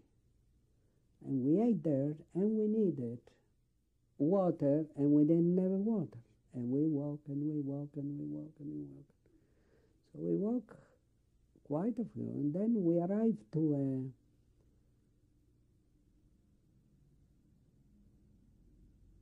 lake. I don't know what the name is, that lake. Lake, it was a river, it was a big river. So we stopped there. So we say, oh, now we see water, now we're going to drink water. So the first guy that he goes to the water, so right away the German, he shot. He shot it, and he fell, the water became red. So he says, now we cannot drink even water. He says, what? He says, what kind of people are there? The water is there. So we are thirsty. Why they don't let us drink the water? He says, nobody should go near the thing.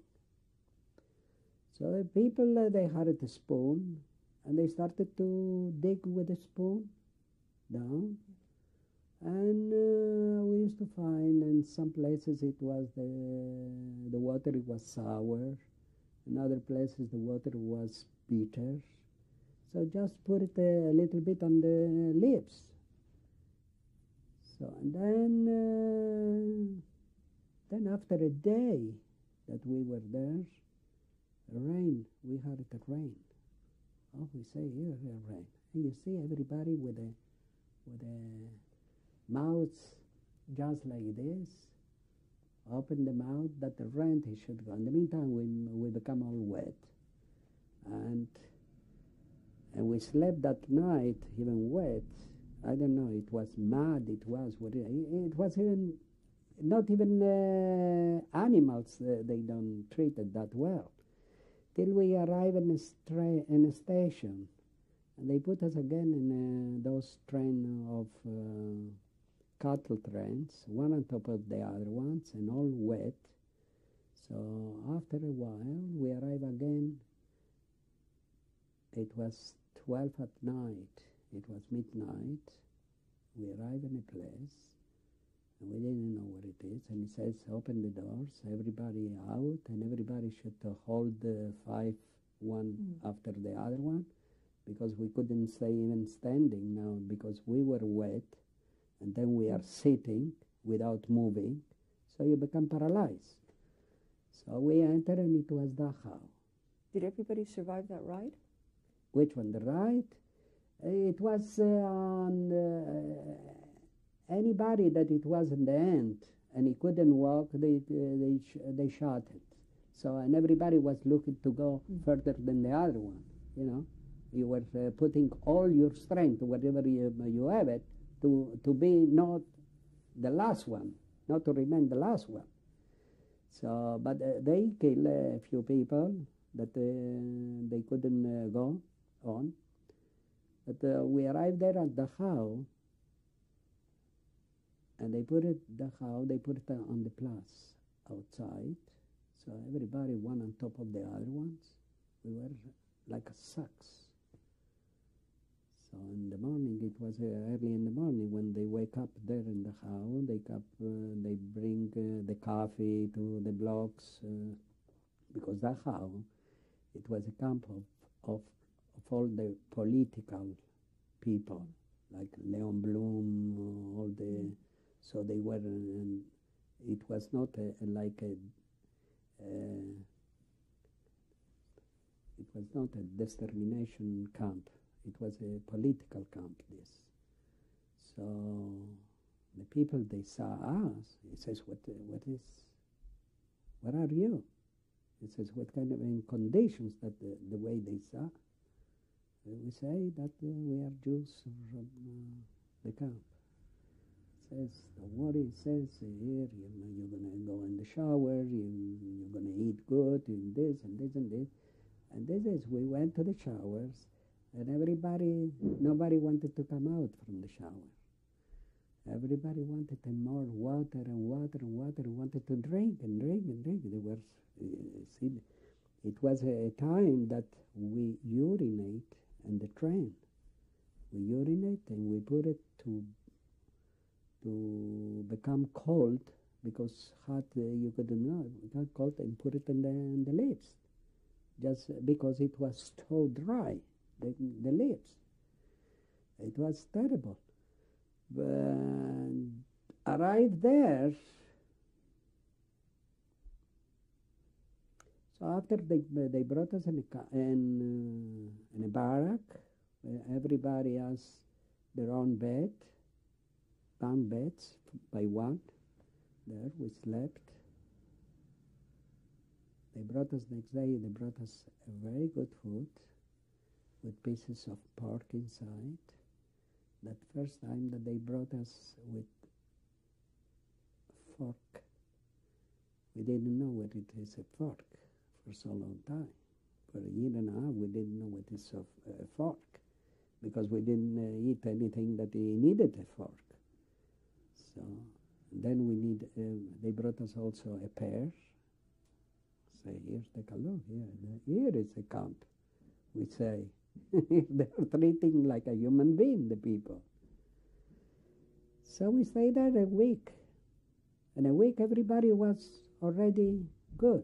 They rejuvenated right away good. They give us a new uniform.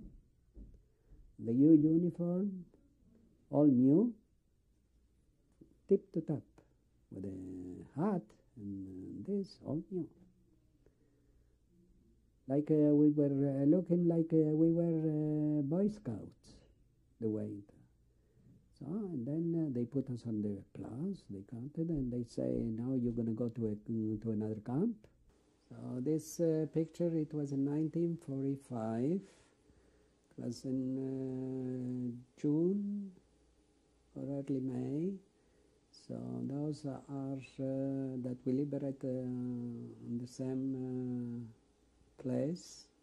There's my friend Albert near me, and down the first road on the right is me, and then it comes Albert, my friend, which we still be friend till now. This was taken where? And then this, it was taken in München, and the Lager Freimann.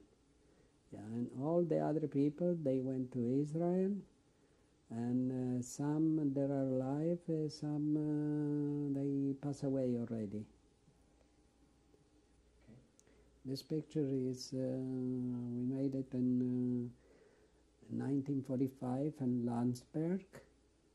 It's with some American soldiers and the people that we got free. And that we were all together there in Landsberg. And many people, I don't know if they're still alive or where they went. There are some people, they went to Israel, some people, they went to United States. All they went dispersed all over the world. Okay.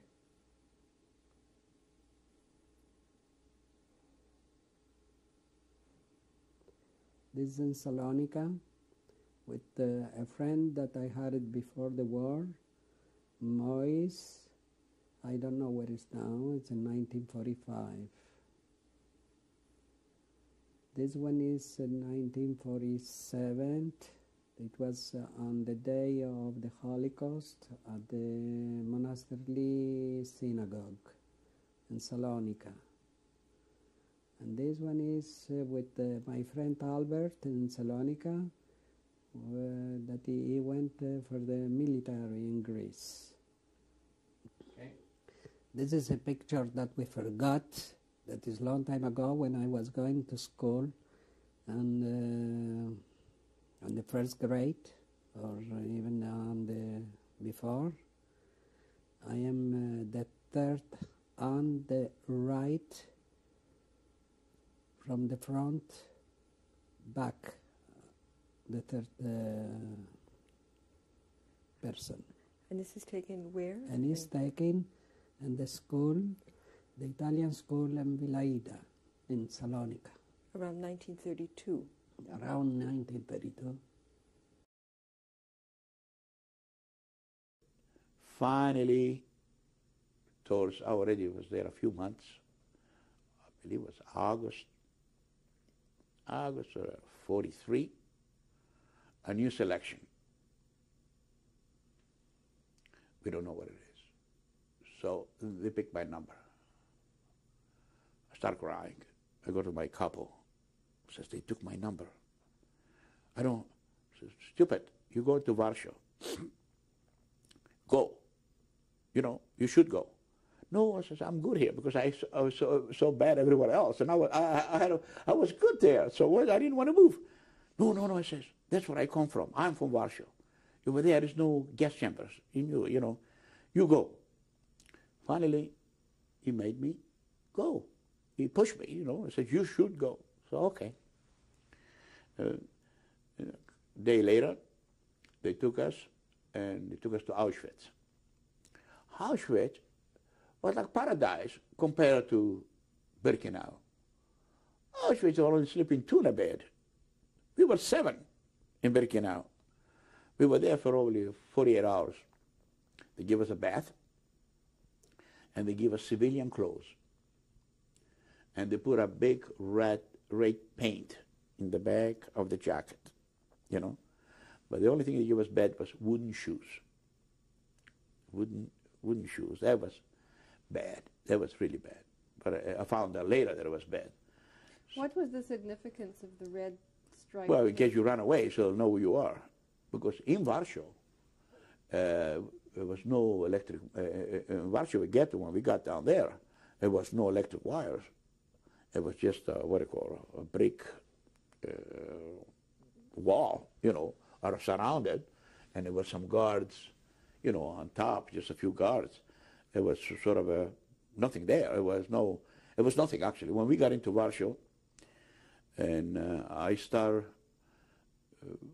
started building our own. We didn't have even where to stay, just odd barracks, and they started building the barracks. And I got started working, bringing potatoes from outside and carrying by hand to the kitchen for the cooks to start preparing food for us, you see, and it was hard work. I was young and it was cold already. It was. Okay. We'll go to break now. Yeah, okay. You're with Eli Ben-Yakar. This is tape 4. Mr. Ben-Yakar, how did they transport you from Auschwitz to Warsaw? They put us into trains. After they give us the clothes and everything else, ready, they give us some food for the train. And I don't remember how long it took us the train, but we got into Warsaw. Was this a cattle car journey again? Oh yeah, cattle car again, but not as many as they didn't put it like sardines. We had enough room on the train, because I don't remember any having any hard time in the trains, but because it must have been a very, very short distance. But I don't recall exactly how long it took us from Auschwitz to Warsaw. So we got into Warsaw, and they took us into this particular camp where they started, which actually was not even complete lager. So we had nothing there, actually. We started building it themselves, different barracks. And we were only about a few hundred, only Greek Jews. Only Greek Jews we were there at the time. Because the only reason to Greek Jews is because we couldn't speak the language, and it could easily escape, because there was no... and the only reason they took us over there is to clean up the mess. Right after the Jews in Warsaw, the Germans bombed them out. They call them, what do you call this special word for it? Was the uprising. The uprising, yeah. After the uprising, and then, the ghetto was completely empty. Now, had you heard about this uprising prior to getting there? No, we never had any news whatsoever. No news. We never had no radios, no newspaper, nothing. We didn't know about it. We didn't even know what Warsaw was, especially we Greeks. We didn't know nothing about it. So they started to organize a kitchen, and we started a few blocks, barracks for us. It was 2 in a bed, like triple-decker. 2 in each, like Auschwitz we had, and it wasn't that bad, but we didn't have much, we didn't have anything. We didn't have no hospital, we had no, actually nothing, but the people went to work there. They asked for who is, what they call bakers. So I figured, I'm a baker, everybody was a baker. So instead of putting me into a baker, they put me to pick up potatoes, they go and pick up in the cold weather potatoes. So that was my baker job. But out of the rest of the guys, they were working into the Warsaw city, Warsaw Ghetto, cleaning up, it was all the buildings were all standing up a half, and they were cleaning up all, and they were finding a lot of gold, pots with the shit on top, gold underneath, they found a lot of the stuff they found over there is the Greek Jews, not me, because I never worked in this particular commando. And slowly, we started getting organized into Warsaw Ghetto. It wasn't that bad. The only trouble was if you get sick, you're dead. You see, there was no hospital. You get sick if a pill will not do the job. If the doctor sees that you... So what they do is get undressed, go to see the doctor, they gives you a needle. By the time you go and put your clothes on, you're dead. You die. They kill you. That was the only bad thing that we had in Warsaw Ghetto. And then we built our own crematorium. A crematorium means just an oven to burn the dead bodies. You know, I worked there too for a while, but it was nothing. Just take the bodies and put them in and burn them, and that was it. They were not killing. You know, there was no gas chamber or anything. That's just for dead people, till they built a hospital. It didn't take long. They built a hospital, but this was just in the beginning, where somebody was really sick. You know, then I was very, very fortunate. I got into the kitchen, working into the kitchen as a kartoffelscheller. Kartoffelscheller means peeled potatoes. You know, just for the kitchen, prepare the food for the kitchen, and it was called a kartoffelscheller. It's just clean potatoes all day long, and it was good. It was inside, you know, winter time. It was good. I was young, and I kept there was working there for quite a while, and then they built up a hospital, and for a while it was very good. You know, we thought, well, things are getting brighter for us in Warsaw Ghetto. We didn't have a bad SS group. It was sort of a medium German soldiers looking after the particular camp. And the boys, they found a lot of gold. They used to trade it in, you know. We used to even had, like, you could buy things.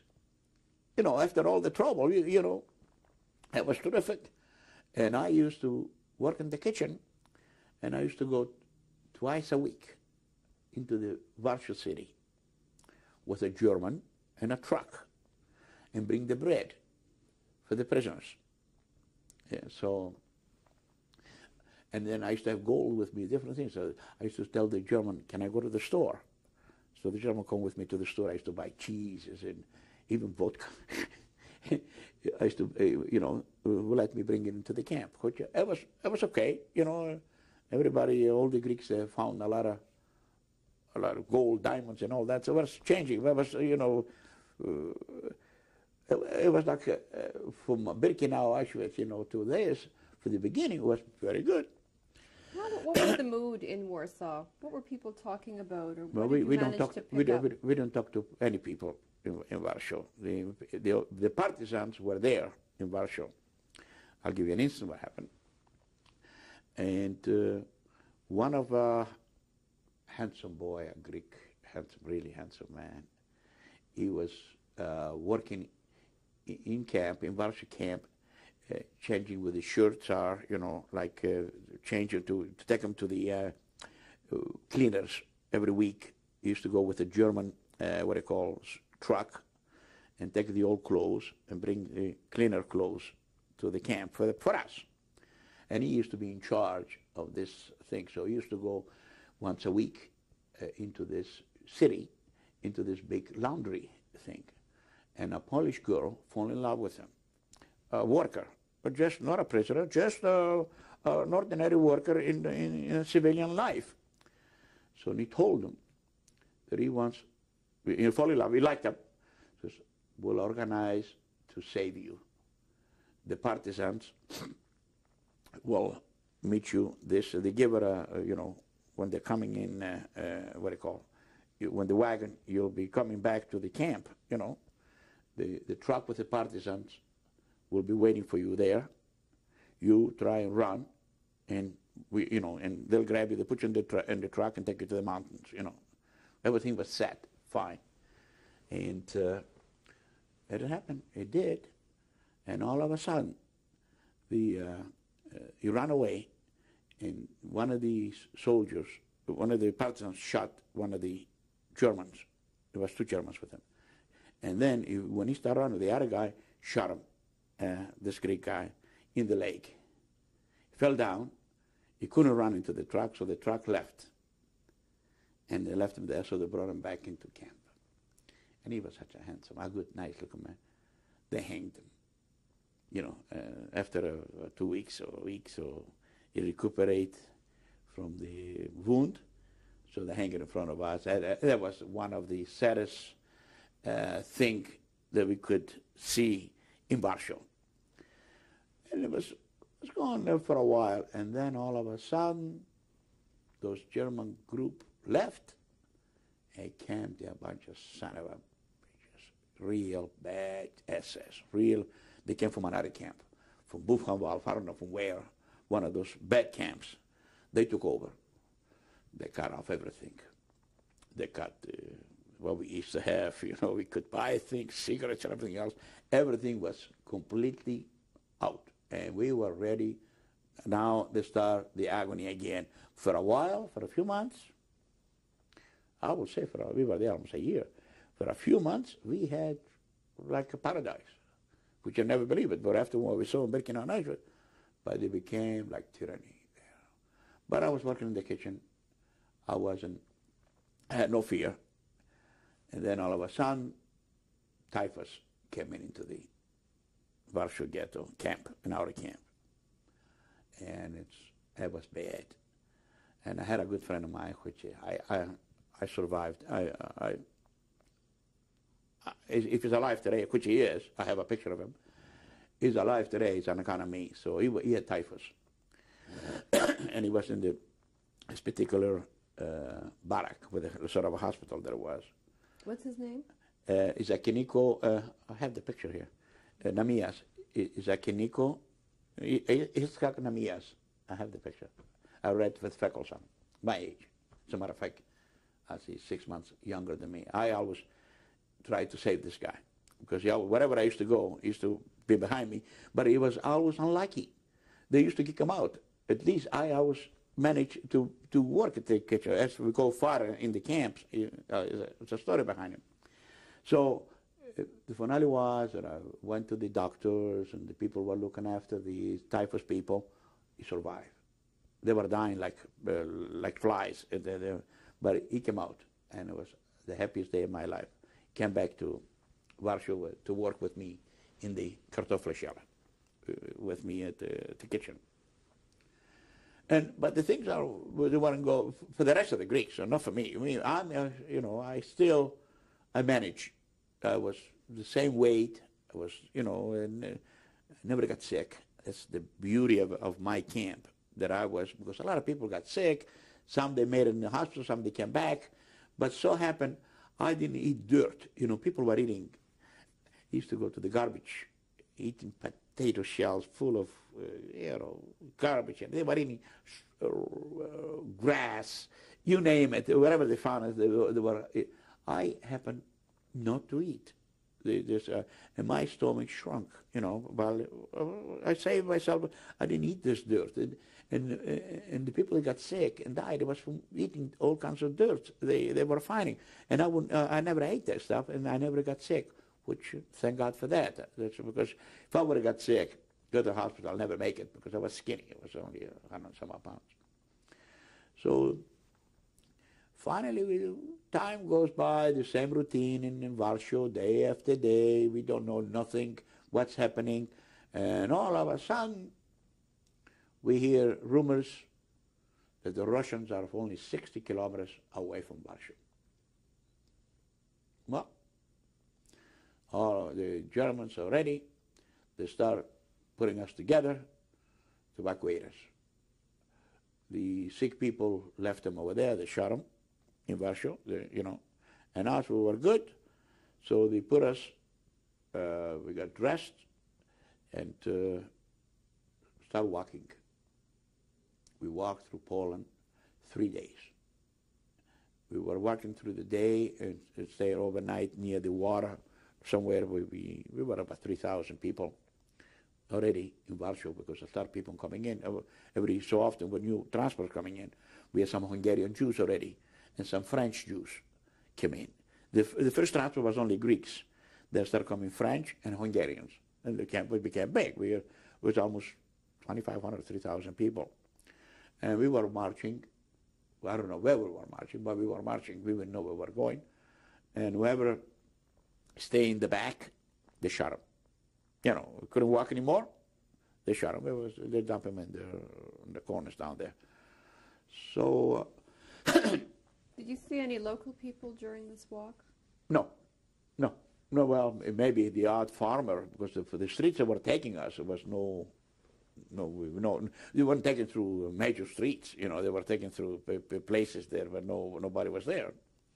So, but at night you used to have a rest. You know, in the grass, or somewhere was grass, and we used to sleep. We would sleep without clothes, without anything. It was hot. It was summer. It was around August, I think. It was really hot.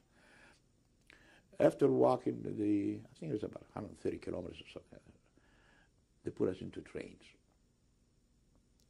They give us 1 can of meat and a piece of half a loaf of bread, or a loaf of bread, and it was salty. The meat was salty. We were dying for water.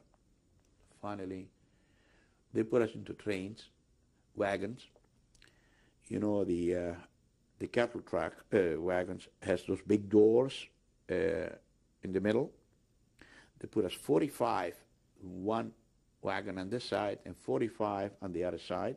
And the big doors was occupied by 1 German and 2 Polish couples, you know, Gentiles.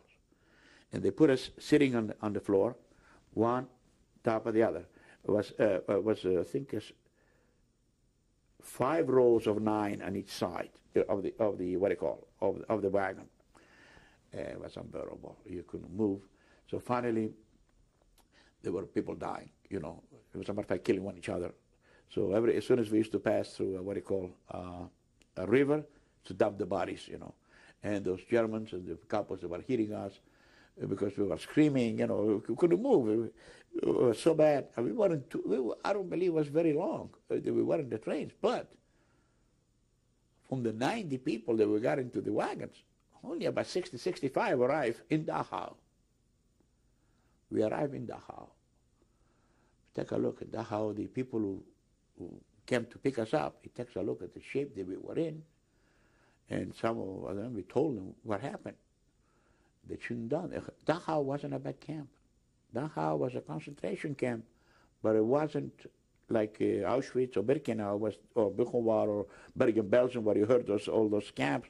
But Dachau was a good camp. They took us over there, and they took all the couples, and they gave them to hard labor, what they did to us, you know, because they saw here we were supposed to bring in 3,000 people, they only got 2,000. Where are the rest of them? They dumped them through the rivers wherever the train was going by. It wasn't bad, Dachau, so I don't remember too much of Dachau because I was only there a very, very short time.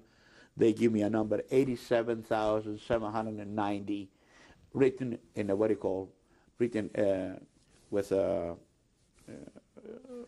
marker, you know, like sewn in into the what do you call, into the jacket. That was my number in Dachau. This number on the hand was already obsolete. Doesn't count anymore. So we were there for I don't remember. We were there very long, and. What were the living conditions like in Dachau? Wasn't bad because we were very long. They looked after us. We had something to eat, you know, and it was clean. It was only 3 or 4 people and we were sleeping in each bunker, you know. It wasn't bad at all. As a matter of fact, I don't have no complaints about Dachau. After all, what I went through, when you see something better, you appreciate it, you see. And we were there for a while. And then they started taking us, spread around to different camps, the whole group of us. Yeah.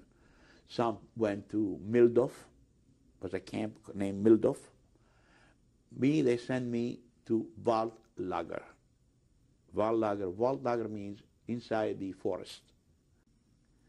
This picture is of me, Enrico Beniacar, taken in Italy in 1945, which I was 18 years old.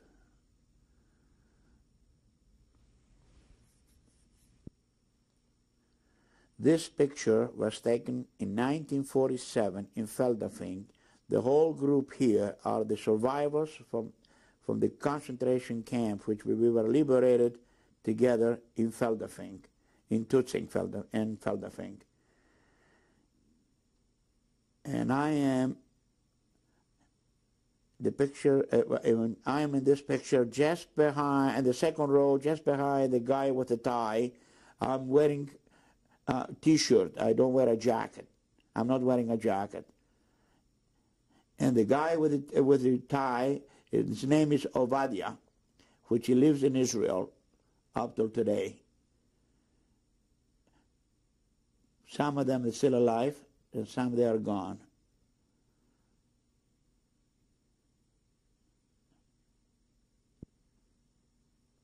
This is the passport that I came to Canada in 1948. It was taken in Germany, and which I had a hard time getting it, which it cost me plenty. That's it.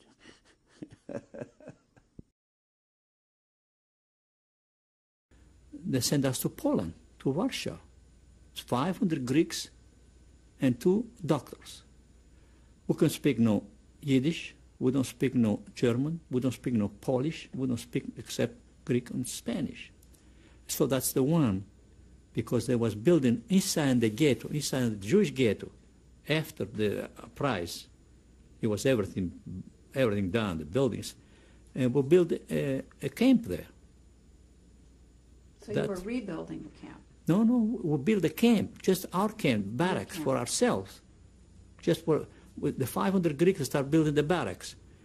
They'll bring the material, and we start working the barracks there, because there was coming transport. There was coming thousands or more prisoners, and they want someplace to stay there. Because we don't speak the language, which Milton with the Polish used to bring the sand and the bricks and everything, but the wood, we don't know what. We can speak no Polish, we don't know what they were talking about. We could speak not even German. That was our problem. Because we get in trouble. We get in trouble because we don't understand the German. They were saying something to us. If we don't understand what they're talking about. And that's when we get in trouble. And we really got in trouble. So till after in 1944, in the beginning of 44, and the end of 43, 44, they start coming new transports. And we built 10 barracks. And used to be in the barracks maybe 500-600 people there, maybe more, I don't know how many. And they used to start working, throw the buildings down, it was all brick buildings, and they started rebuilding again. There used to be zone de commando, used to work to the bricks, and used to work here, used to work there. It was groups, used to go every morning. Used to have the posts, and we used to go work every morning in different locations. So you worked, but you didn't understand the language, and no, people got into trouble. Oh, Can you tell me a time when someone got into trouble that you were Yes, in? man. I can tell you I got in trouble. See, in the camp, you're going to organize. If you don't organize, you're going to die. If you can steal everything, when you're hungry, you do anything so you can eat. You steal the bread, you steal this, you steal that, and you get in trouble. And you don't understand what they're talking about. You tell you something. If you don't understand, you get in real trouble. They tell you, do this here. What the hell is he talking about? That's our problem. The Greek problem was that. And I can tell you more after we went to different camps. So one day I decided we used to bring the bread with a car, it was no horses. We were the horses. And they put me, say, go, it was on Sunday, he says, you go get, we're going to go, a group, they're going to go in the station, pick up from the train, bread, the black bread. So I said, yeah, that's organized, so let's go. So volunteer, they want volunteers. So I have volunteer. And who was going, the post was in the front, so I told to my friend, I'll grab a bread. So I grabbed a bread and I put it behind my shirt. Another commando was coming, and he saw me. And the commando, he was a Jewish German commander, because they speak the language. They got all the better posts, the capos, the oberkapos, the block tester. The block tester means the guy who used to take care of the block tester. All they was prisoners, because they knew the language. So then it was easy. For us, it was nothing. We haven't got, the kitchen was all Germans, Jews, or Polish. The camps, and at the best place they were there because they speak the language. We couldn't speak the language. So the guy told the post, this guy stole bread. No? If I now stole bread, he took me to the camp, he beat the hell out of me. That was my first, how you call it, my first encounter with the German posts. So you see, when you are in the camp, you have to organize. You do anything you can because you're always hungry. So no matter if you're gonna kill me, so what is this gonna kill me? I'm dead anyhow. You don't know you're gonna survive. There's no way you can tell. Now I tell myself, how the hell I survive? No way up there you can survive. Where you gonna go? Germany you control all the world, all the Europe and Russia and Poland and everything. Where you gonna go? You know you're gonna get out from there. There's no way. So if you kill me, no, I bear my misery. That was our, that's I was saying that. So what? So he gave me to kill me. So what? It was bad because we couldn't speak the language. So it was rough. It was rough till we started getting to understand a little bit. It took us a year to understand what they were saying. And it was in 1944. I think it was after summertime, and we were hearing the Russians that coming in Warsaw. We're in Warsaw. I was working in Warsaw. I don't know if I told you. I was working in a little camp, a little barrack. We used to have the German engineers used to come there, and I used to. It took me from my commando. They took me there temporarily to clean up, get some woods down, cut the wood, put the fires, and prepare the lunches, and clean up everything. So I was working there for 1943, 44, I was working there. And I used to prepare, lunchtime I used to bring a bucket of soup for the engineers. And there used to be 3 Jewish French, Polish French, 1 Belgian and 1 Greek. And I was another, they were the engineers in the barrack. It was to be 4 rooms. And they used to work there with the German engineers. They used to come every morning to work there. Used to be 3 of them. And there used to be 1 room for the Oberkapo. He was prisoner. Oberkapo used to take care of all the camp, everything. He used to go around, walking around. He was like a Satan, He used to be always yelling, short and fat. He used to always yell and screaming. He used to be Oberkapo. He used to control everything besides the post, the German, the Gestapo, the SS. And I worked there till I got sick in 1944. In wintertime, in February, March, I got sick. And I got a typhoid sickness. They put me in the quarantine. It was a barrack. They put me in the quarantine there. And I stayed there for a month. I don't remember, There's no such a thing, the days and months. And I survived. Plenty of them died. Thousands of them died inside there. As a matter of fact, I used to sleep with another guy. The Greek engineer, I used to sleep together with him. And I get up one morning, he was all popped out, all full, popped, like a balloon. And I said to myself, what's the matter with him? He was dead. So it was very hard. And the food there was just soup. And I used to always steal soup, water. Dirty water, anything, just water, temperature, And I stood there for a month. And after that, I guess I survived. What gave you the will to survive, Abraham? What do you think kept you going through all this? My mother. My mother used to tell me when she left. I remember that till today. My mother used to tell me, "Our amigo, God's going to be with you. I pray with you." And so that was my always I remember my mother. Says, I will pray with you any place you go. So it was very touching, you know, I gotta survive that. I gotta do the best. Because my mother was up in the skies, and a los cielos, they used to call it. And you take care of me. Did you know that at that time? Did you have any contact with anybody, your family? No, nobody. But you knew somehow? Nobody. I used to go in the night to sleep at night, and I used to say, Shema Yisrael Adonai Eloheinu Adonai Echad. And I used to say, my mother pray for me. And it was I said, I'm going to survive that. You have to survive. You have to, how can I explain to you? You have to do anything you can just to survive. You don't know. I am here. I never thought. Nobody thought we're going to survive. Nobody. If somebody tells you you're going to survive, you're crazy. Because no way. The people are dying by the hundreds every day, by the thousands. So, and I get off of the camp there, and I went back to my commando. Back, the same thing.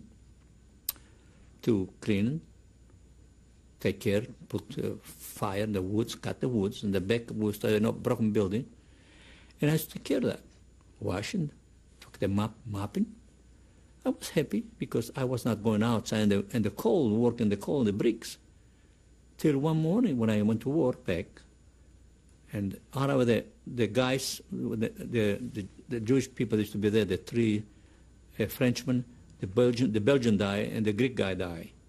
And we left just the three Frenchmen, Jewish prisoners. They all died. Not all died. No, the Belgian and the Greek died. Right. The rest of them came back to the camp.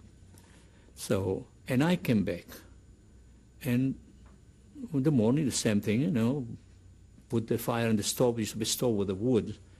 Put the fire, cleaned everything, and then one morning an engineer came, an old man I used to see every time. He used to say me, good morning. You know. And he used to be a nice gentleman. And he told me, he says, he looked at me like that, says, what is the loss with here? I said, the crank house. And he told me, he says, you sit down up here and don't do nothing. So I sit down there and do nothing. And he used to, a long time the soup used to come, so I used to prepare the soup for them, and the rest of it says, he used to tell me, sets, and keep it there. And he used to bring me some sandwiches, anything, every morning. He used to put in the drawer. He used to open the drawer, he used to tell me, here. He used to be afraid, because they are afraid too. The German people, the politicians, there was a big political camp, the big couple. He was a political lager. So he was afraid, they were afraid too.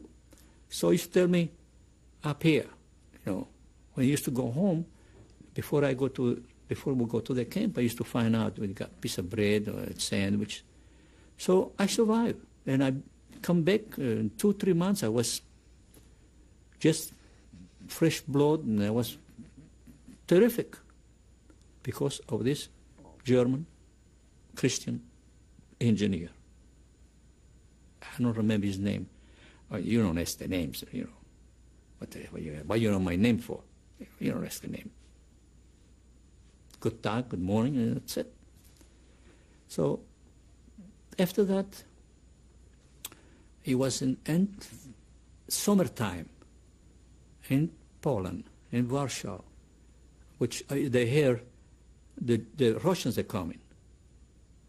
So the Russians are coming, so all of a sudden one day it says, everybody rouse. And the appellplates. Everybody rouse. No war today? No war. How then? We used to say, haberes buenas. Haberes buenas means good news. You know, when you say something like that, something's wrong. When they tell you, no war today, everybody's in the Platzplaza, something's wrong. Well, haberes buenos. Well, we went to the plaza there, and they took us groups, and they took us to the train. We took her what we got, what we got, just a coat and a little blanket, something like that. And they took us to the train, big train, fill them up all the, the horse wagon, the train, we put the horses, Not trains like you think trains with the windows on the launches, no. Just the horse trains, How many people were in there? Oh, inside 50, 60, 100, depends how many they have to take. And we went about for a week. We were stopping. We were bathroom inside there. There was a bucket there. And the water was very scarce. And we went, by the time we came to Dachau, the post in Dachau, there were Christian politicians there. All the camp were all Christian politicians. Greeks, French, all kinds. By the time we were there, but 25% they were already dead inside the wagons. In your wagon also? Yeah. Then on the floor, black, dead, because of water. There was no water. Did you know anybody in the wagon with you? No. It was all mixed up. So we stopped in Dachau, and they took out all our clothes because all there was full of lice with the sickness. And they took through the showers, and we were worried about the showers. When you hear showers, be careful. What did you hear about that? Was there? Well, in the camp, you can hear Birkenau, Auschwitz. You can hear they go to the shower, and next time the chimney was burning. So you knew that, even though you were working out for a short time. Well, we used to be in camp. They used to come. Once in a while. The big Gestapo. Here, Raus, you. Sick, sick people. You don't have to keep them. You don't have to feed them. Take them out. You take them to the bed house, and that's it. So that was something that was well known. Yeah, sure, everybody knew that. Everybody knew that. So, and we say, we're gonna go to the bed house. Be careful. So we went to the bed house. With the shower, they would give us some sort of a fluid, some sort of smell terrible, put in our body. We give us new clothes, and we stay there for a week. What kind of clothes were you given? Just African clothes, that striped clothes. You ever see them? Sure. Yeah. So they give us the clothes, and they put us in the barrack, and we wait orders. There was in the meantime, the camp, Dachau, the camp is all around the water. It's a big door, and all around is the river. You can get out, jump it, and get out. No way you can get out from there. So we stayed there for a week, and they took us different camps. Took 1,000 people in this camp. That Lager 4, I was in Lager 4. Maybe 1,000 people in Lager 7, or the other people in Lager 11. It was three camps. My name is Abraham Massi. I got a picture here from after the liberation, and the one on the top with the pipe is me. The second one is Solomon Howell. He lives in Israel. The third one, I don't remember the names. The sitting one, the middle one, the sitting one, he lives in Israel too. It's